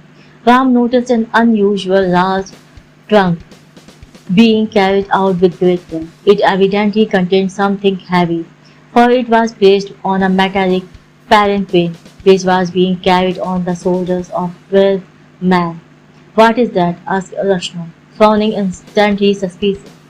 Something that is both good and evil, said Arsnemi mysteriously as he placed his hand on Ram's shoulder. Where are you going? For our morning prayers. I will come with you. Arsnemi normally prayed to Lord Parsuram every morning. In the company of Ram and Lakshman, he also decided to pray to the great Mahadev Lord Rudra. All gods praise their divinity to the same source. After all, they sat together on a large boulder on the banks of the lake. Once the prayers were done, I wonder whether Talka and her tribe will be able to cope with Parihap, said Arshtineni. I am sure they will, said Ram. They are easy to manage if they see you as one of their own. That appears to be the only way to handle them. Keep them among their own. They possibly along with outsiders. I have been giving their ideas a lot of thought. The problem lies in the way they look upon the Ekam, the one God. Yes, Ram said. We have been told repeatedly that the Ekam lives beyond our world of illusion. He is beyond gunas, the characteristics of created few things. For isn't it gunas that create this world of illusion, of temporary existence? Illusive because no moment in time lasts. Isn't that why he is not only God, Nirakar, formless, but also nirgone beyond characteristic? Exactly, said Arishne. And if the Ekam is beyond all this, how can he pick a side? Asked Ram. If he is beyond form, then how can he have a preference for any one form? He can therefore never belong to any one specific group. He belongs to all and at the same time to none. And this is not just applicable to human beings, but to every created entity in the world, in the universe, animals, plant, water, earth, energy, stars, space, everything. Regardless of what they do or think or believe, all created entities belong to and are drawn from the Ekam. Arshtinemi noted. This fundamental misunderstanding between our world of forms and the Ekam's formless makes them believe in the lie that my God is the true God and your God is a false God. Just like a wise man will have no preference for his kidneys over his liver, the one God will not pick one group over another. It is stupid to even think over otherwise. Exactly, said Ram.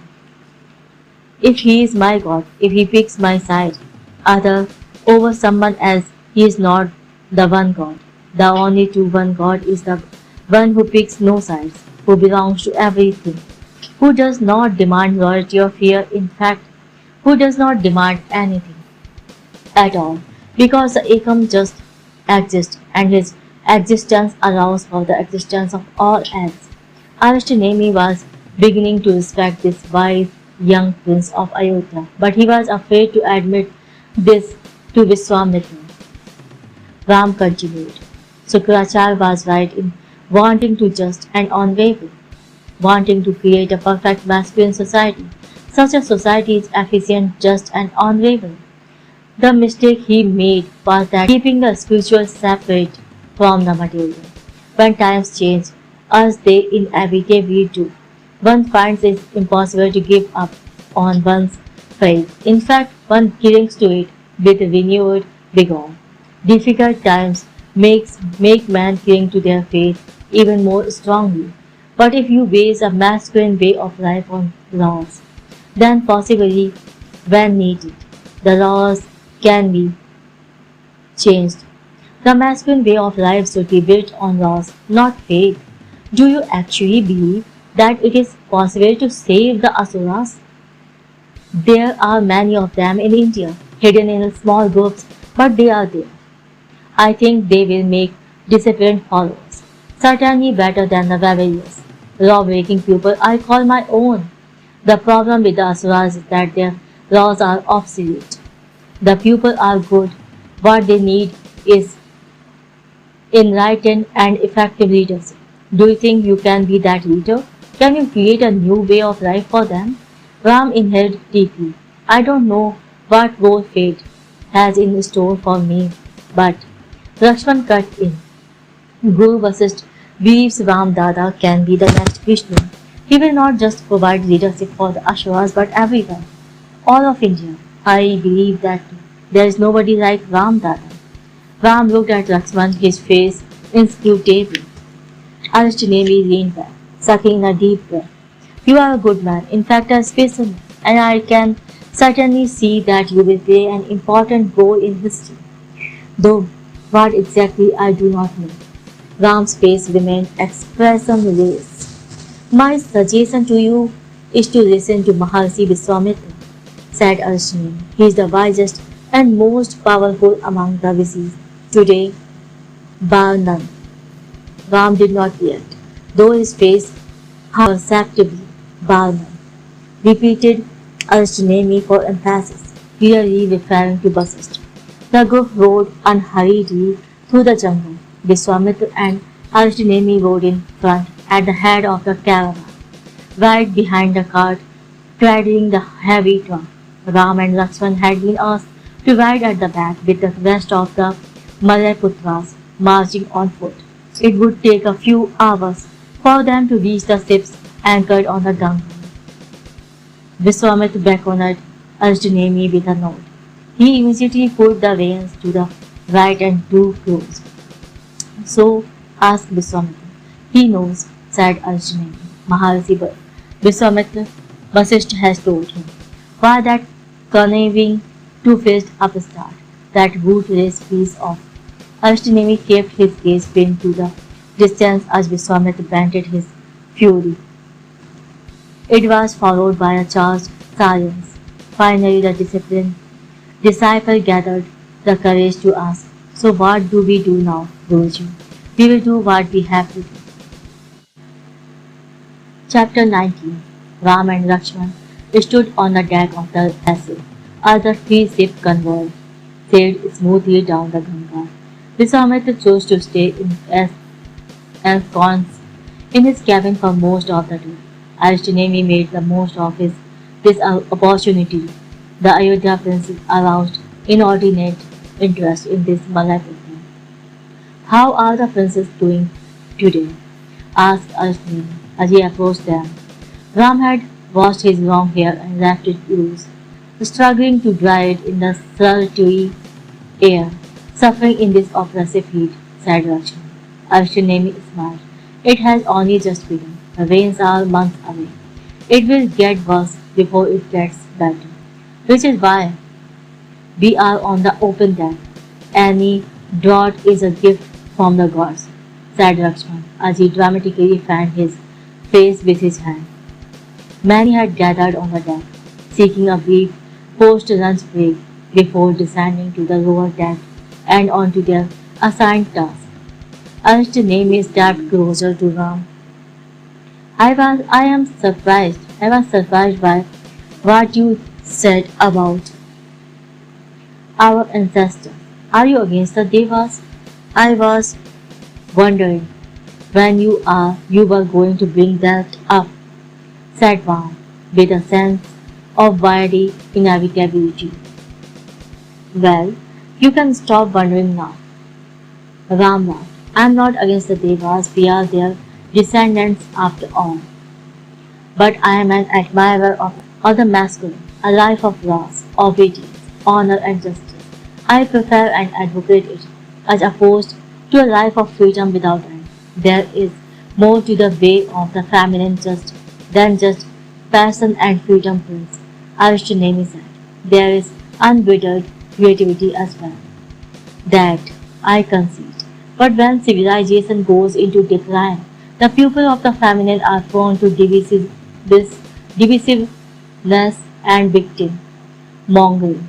In the Middle Ages of Devas, the caste system, which was originally based on karma and not birth, became rigid, sectarian, and politicized. This allowed the asuras to easily defeat them. When the later Devas reformed and made the caste system, they regained their strength and defeated the asuras. Yes, but the masculine way can also become rigid and fanatical. When such a society goes into a decline, that the asuras relentlessly attacked the devas, just because the devas had a different interpretation of the ego, was inexcusable. I agree. But did not these attacks unite the devas? Maybe the devas should acknowledge the few positives that emerged from that horrific violence. They were forced to confront the evil that the caste system had descended into. They needed unity. In my opinion, the most important reform that Lord Indra was able to carry out was making the caste system flexible once again. The united later age Devas finally defeated the Asuras, who lost because of their fanatical rigidity. Are you suggesting that the Devas should be grateful to the Asuras for all that brutal violence? No, I am not, said Ram.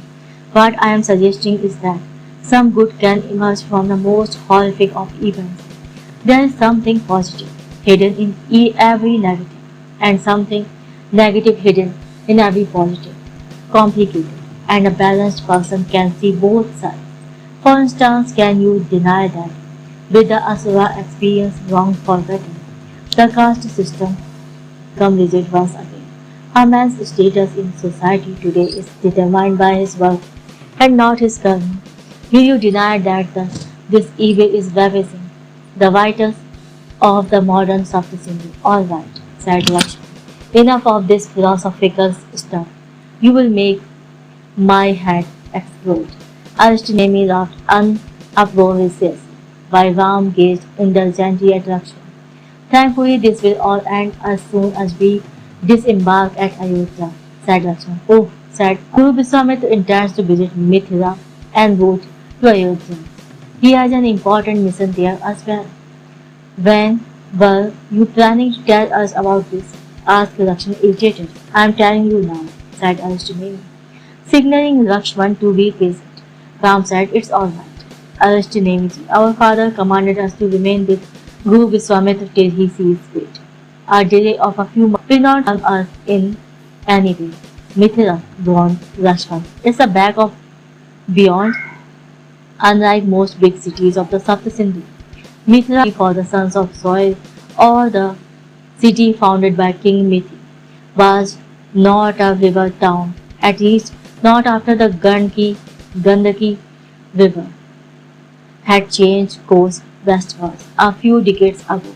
This altered the fate of Mithila dramatically. From being counted among the great cities of the Saptasindhu, it speedily declined. Most trade in India was conducted through riverine ports, with Gandaki turning its face away. Mithila's fortune collapsed overnight. Ravan's nifty traders withdrew the appointed sub-traders from Mithila. The minuscule volume of trade simply did not justify their presence anymore. The city was ruled by King Janak, a devout, decent and spiritual man. He was a classic example of a good man, albeit not for the job at hand. Had Janak chosen to be a spiritual guru, he would have been among the finest in the world. However, fate had decreed that he would be king, even as a monarch. He assiduously guided the spiritual growth of his people through his Dharma sabhas or spiritual gatherings. Material growth and security, though, had been severely neglected to add to Mithra's woes. Power within the royal family had decided he shifted to Janak's younger brother, Kushathwaj. The Gandaki's river's new course skirted the border of Sankash, whose ruler was Kusadhwaj. Mithra's source was Sanka's gain. Easy availability of water led to a boom in trade as well as a dramatic increase in the population of Sankas. Armed with the heft of both money and numbers, Kusdhwaj made moves to establish himself as the representative of his royal family within the Saptasindhu. Careful to maintain appearances, he remained outwardly defensive towards his saintly elder brother. Despite this, rumors abounded that this was just a carriage that Kusras plotted to absorb Mithra and bring it under his own rule. That's where we are headed, Lakshman. If that is what Guruji wants, said Ram, we will need an escort from Sankasya, right? I have heard that there are no proper roads that lead to Mithra from Sankas. There used to be one, said Arjunini. It was washed away when the river changed course. There was no efforts made to rebuild it. Mithra is sort of funds, but their prime minister has been informed and she has arranged for an escort party. Is it true that King Janak's daughter is his prime minister? Asked Lakshman. We found that hard to believe. Is her name Urmila? Why is it hard to believe that a woman could be prime minister? Lakshman. Ram asked before Arjunemi could reply. Women are equal to man in mental abilities. I know, Dada, said Lakshman. It's unusual, that's all. Lady of Mohini was a woman. Lady Mohini was a woman, continued Ram, and she was a Vishnu. Remember that. Lakshman fell silent. Arjunemi touched Lakshman's shoulder in a kindly way as he said, You are right, Prince Lakshman. King Janak's daughter is his prime minister, but it's not Princess Urmila, who incidentally is his biological daughter. It's his adopted daughter who is the prime minister. Adopted daughter? Asked Ram surprised. Adopted children were rarely given equal rights in India these days. He had it in mind to set this right by changing the law. Yes, said Arjunani. I was not aware of that. What's her name? Her name is Sita. Are we not going to meet the king of Sankash? Asked Ram. Viswamit's ship had docked at the port of Sankash, a few kilometers from the city. They were met by officials from Mithila, led by Samichi, the police and protocol chief of the city. Samichi and her team would lead a small band of 100 Malay-Putras to Mithila. The others would remain aboard the anchored ship. No, said Arjunani as he mounted his horse. Guru Viswamitra would prefer to pass this town incognito. In any case, King Kusdhwaj is traveling right now. Lakshman surveyed the simple white garments that Ram and he had been asked to wear. Clearly, the princes were supposed to pass off as commoners. Incognito, asked Lakshman. His suspicious immediately aroused as he especially gazed upon the Malaputra party. You could have fooled me. Arjunani smiled and scratched his knees. His horse began to move. Ram and Lakshman mounted their horses and followed him. Viswamitra had already left at the head of the convoy, accompanied by Samichi. The pathway through the jungle was so narrow that only 3 horses could ride abreast. At some spots, glimpses of an odd cobblestone road would emerge, where the pathway suddenly got broader. For the most part, though, the jungle had aggressively reclaimed the land. Often the convoy rode single file for long stretches. You have not visited Mithila, Arjunani. There was never any need to go there, answered Ram. Your brother Bharat had did visit Sankas a few months ago. He is in charge of diplomatic relations for Ayodhya. It's natural that he would meet with kings from across the Saptasim. Oh, I thought he may have visited King Kushtwas for a marriage alliance. Lakshman frowned. Marriage alliance? If Ayodhya wanted a marriage alliance, it would be with one of the most powerful kingdoms. Why ally with Sankastin? Nothing prevents you from forming multiple marriage alliances. After all, some say marriages are a way to build political alliances by strengthening personal ties. Lakshman cast a furtive glance at Ram. What is it? Asked Arjuna. Following Lakshman's gaze, you disagree? Lakshman butted in. Ram Dada believes marriage is sacred. It should not be treated as a political alliance. Arjuna raised his eyebrow. That was the way it was in the ancient world, yes. Nobody really believes in those values anymore. I am not a fan of everything that our ancestors did, said Ram. But some practices are worth reviving. One of them is looking upon marriage as a sacred partnership between two souls, not as political alliance between two power centers. You are perhaps among the very few people who think this way. That does not mean that I am wrong. Lakshman interrupted the conversation again. Dada also believed that a man must marry only one woman. He believes that polygamy is unfair to women and must be banned. That's not exactly what I believe, Lakshman, said Ram. I say that the law must be equal for all. If you allow a man to marry many women, then you should also allow a woman to marry many men, if she so chooses. What is wrong is that the current law favors men. Polygamy is allowed, but polyandry is not. That is simply wrong. Having said that, my personal preference is for a man to find one woman and remain loyal to her for the rest of his life. I thank Lord Brahma that your preference does not extend to a man being loyal to the same woman for many lifetimes. Ashtanemi chuckled. Ram smiled. But Prince Ram, said Ashtanemi, I am sure you must be aware that polygamy as a practice rose a few centuries ago with good reason. We had survived the 50 years war between the Soyvansis and the Chanvansis. Millions of men died. There were simply not enough bridegrooms left, which is why men were encouraged to marry more than one woman. Quite frankly, we also needed to repopulate our country. Thereafter, more and more people began to practice polygamy. Yes, but we don't have that problem now, do we? Asked Ram. So why should men continue to be allowed this privilege?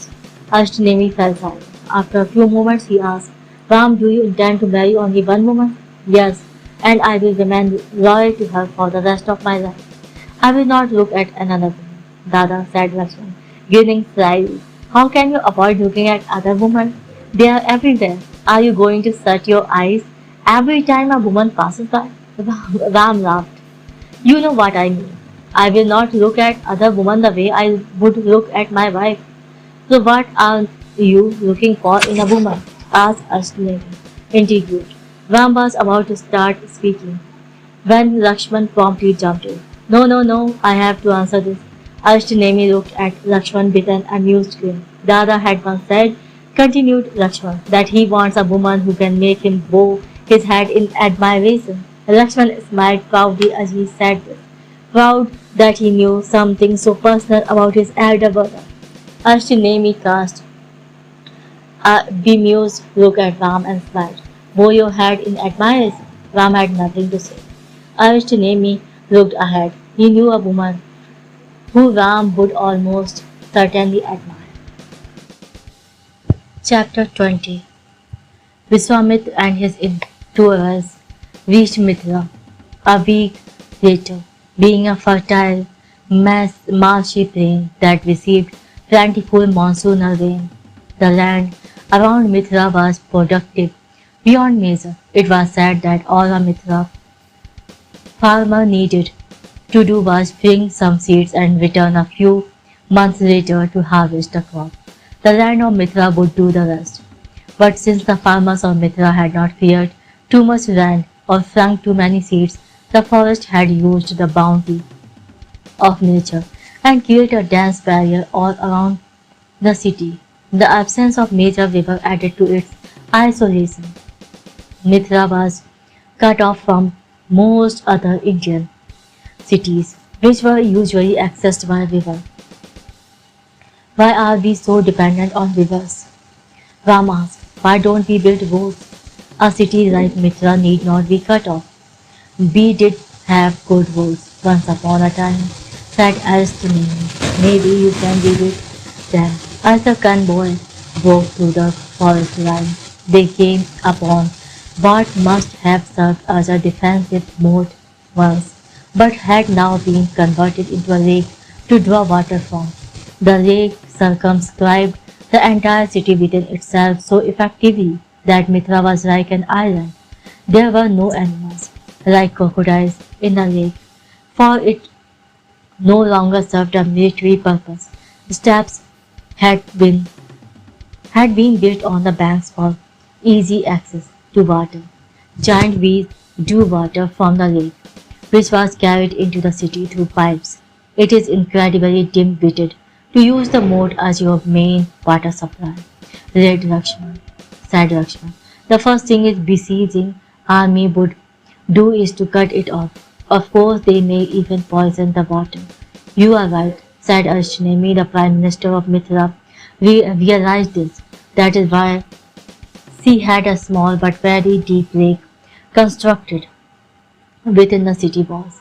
Ram, Lakshman and Ashtanemi dismounted at the outer banks of the lake. They had to cross a pontoon bridge to enter the city, because a pontoon bridge is essentially a floating platform supported by parallel lines of barges or boats, making the structure shaky and unstable. It was wiser to walk across on foot, leading your horse. Arishtonemi explained enthusiastically. Not only is it cheaper than a conventional bridge, it can also be destroyed easily if the city is attacked. And of course, be rebuilt just as easy. Ram nodded politely, wondering why Arishtonemi felt the need to talk of Mathura. In any case, the city was obviously not wealthy enough to convert the temporary bridge into a more permanent structure. But then which kingdom in India besides Lanka is wealthy today? The Lankans have taken away all our wealth. After they crossed over, they came upon the gates of Mithra's fort walls. Interestingly, there were no slogans or military symbols of royal pride emblazoned across the gate. Instead, there was a large image of Lady Saraswati, the goddess of knowledge, which had been carved into the top half of the gate. Below it was a simple couplet. Swarguhe पूज्यते मूर्खाः स्वर्गामे पूज्यते प्रभुः स्वदेशे पूज्यते राजा विद्वान सर्वत्र पूज्यते.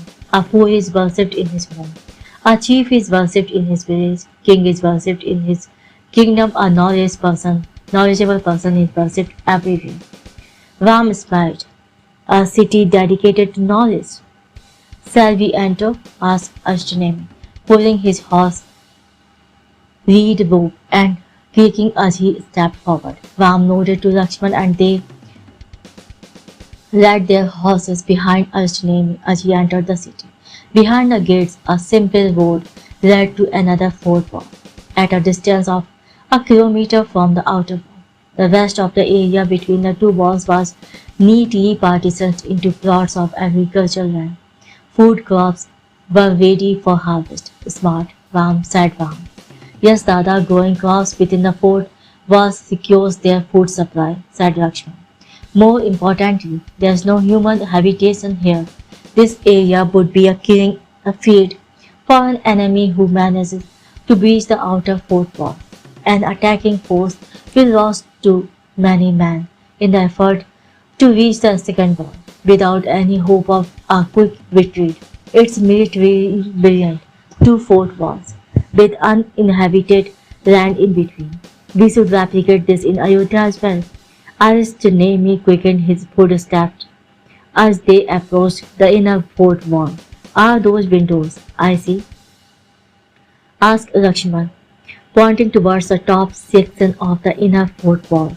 Yes, said Arjun. Do people use the fort walls as a part of their accommodation? Asked Lakshman, surprised. Yes, they do, said Arjun. Oh, said Lakshman, shrugging. Arjun smiled as he looked ahead again. What the hell, said Lakshman, stopping short as soon as he passed the gates of the inner city walls of Mithra. He reached for his sword. Instinctively, we have been led into a trap. Calm down, Prince, said Arjun with a broad smile. This is not a trap. This is just the way Mithra is. They had walked into a large, single-walled structure that lay on the other side of the gate. It was a continuous line of homes that shared a huge wall. All the houses were built against each other, like a honeycomb, with absolutely no divisions or space in between. There was a window high on the wall for each individual home, but no doors existed at the street level.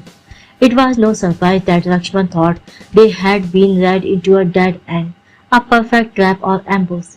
The fact that most of Viswamit's convoy was missing only added to his suspicion.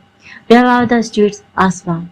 Since all the houses were packed against each other in one continuous line, there was no room for streets or even small paths. Follow me, said Arjun, enjoying the obvious befuddlement of his fellow travelers. He led his horse to a stone stairway built into the structure of a house. Why on earth are you climbing up to the roof, and that too with your horse? Lakshman exclaimed. Just follow me, Prince, said Arjun calmly. Ram patted Lakshman as though to soothe him and started walking up the steps. Lakshman reluctantly followed, leading his horse. They reached the rooftop to confront a scene that was simply unimaginable. The rooftop of all the houses was in fact a single smooth platform, a ground above the ground. Streets had been demarcated with paint and they could see people headed in different directions, purposefully or otherwise. Viswamit's convoy could be seen far ahead. My God, where are we? And where are those people headed? Asked Lakshman, who had never seen anything like this. But how do these people enter their houses? Asked Ram. Evidently was the sidewalk on the roof, and then stepped down into his house, shutting the door behind him.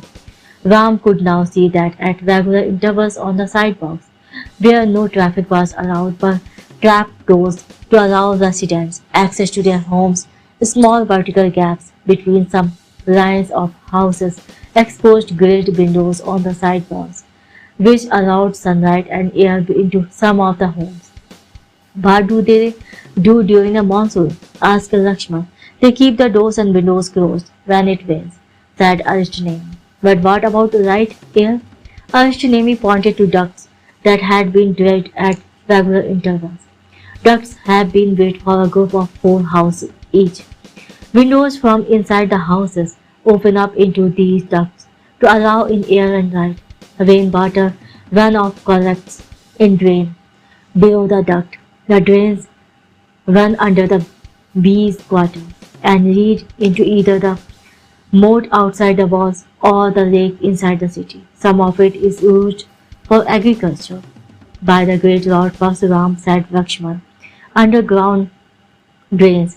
What a brilliant idea. It is the perfect way to control disease. But Ram had caught on to something else. Bees' quarter. Is that what this area is called? Yes, answered Astronomy. Why? Because it is built like a honeycomb. Yes, smiled Astronomy. Name. Someone obviously has a sense of humor. It hope you have one as well. Because this is where we will be living. What? Asked Lakshman. Prince, said Arjun apologetically. The bees' quarter is where the workers of Mithra live. As we move inward beyond the gardens, streets, temples and mercantile area, we arrive at the abodes and palaces of the rich, including the royalty. But as you are aware, Guru Viswamitra wants you to travel incognito. How exactly do we do that if the Prime Minister knows We are here, asked Lakshman. The Prime Minister only knows that Guru Swamit had arrived with his companion. She does not know about the Princess of Ayodhya, at least not as yet. We are the Princess of Ayodhya, said Lakshman, his fist clenched tight. A kingdom that is the overlord of the Saptasindhu. Is this how we will be treated here? We are only here for a week, said Arjuna. Please. It's all right, said Ram, cutting in. We will stay here. Lakshman turned to Ram. But Dada, we have stayed in simpler quarters before. Lakshman, it's just for a short while. Then we can go home. We have to honor our father's wishes. I hope you both are comfortable, said Viswamit as he stepped down into the apartment through the roof door. In the afternoon, the third hour of the third Prahar, Viswamitra had finally visited the bees' quarter. The brothers had been given accommodation in an apartment at the inner extreme end, beyond which lay a garden, one of the many that proliferated the inner, more upmarket parts of the city. Being at one end of the massive bees' quarters structure, they were lucky to have a window on the outer wall, which overlooked the garden. Ram and Lakshman had not visited the inner city as yet. Viswamitra had been housed in a royal palace within the heart of the city. It used to be a massive structure once upon a time, but the kindly King Janak had gradually given away parts of the palace to be used as residence and classrooms for VCs and their students. The philosopher king wanted Mitra to serve as a magnet for men of knowledge from across the land. He showered gifts from his meager treasure upon these great teachers. Well, certainly less comfortable than you must be, Guruji, said Lakshman, a sneer on his face. I guess only my brother and I need to remain incognito. Viswamitra ignored Lakshman. We are all right, Guruji, said Ram. Perhaps the time has come for you to guide us on the mission we have to complete in Mithila. We are eager to return to Ayodhya. Right, said Viswamitra. Let me get to the point straight away. The king of Mithra has organized a Swayamvar for his eldest daughter Sita. Swayamvar was an ancient tradition in India. The father of the bride organized a gathering of prospective bridegrooms, from whom his daughter was free to either select her husband or mandate a competition. The victor would be in her hand. Mithila did not figure in the list of powerful kingdoms of the Saptasindhu. The prospect of the overlord kingdom of Ayodhya making a marriage alliance with Mithila was remote at best. Even Ram was at a loss for words, but Lakshman had enough by now. Have we been brought here to provide security for the Swayamvar? Asked Lakshman. This is even more bizarre than making us fight with those imbecile asuras.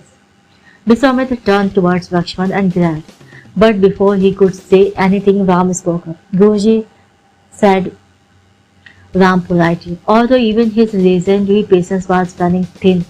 I do not think that father would want a marriage alliance with Mithra. I too have sworn that I will not marry for politics but for. Viswamitra interrupted Ram. It may be a little late to refuse participation in the Swayamvar place. Ram immediately understood what has been implied. With superhuman effort, he maintained his polite tone. How could you have nominated me as a suitor without checking with my father or me? Your father designated me your guru. You are aware of the tradition. Prince, a father, a mother, or a guru can make the decision on a child's marriage. Do you want to break this law? A stunned Ram stood rooted to the spot, his eyes blazing with anger. Furthermore, if you refuse to attend the Swayamvar despite your name being listed among the suitors, then you will be breaking the law in Usha Smriti and Harit Smriti. Are you sure you want to do that? Ram did not utter a word. His body shook with fury. He had been cleverly trapped by Vishwamitra. Excuse me, said Ram, abruptly, as he walked up the steps, lifted the roof door and climbed out. Lakshman followed him.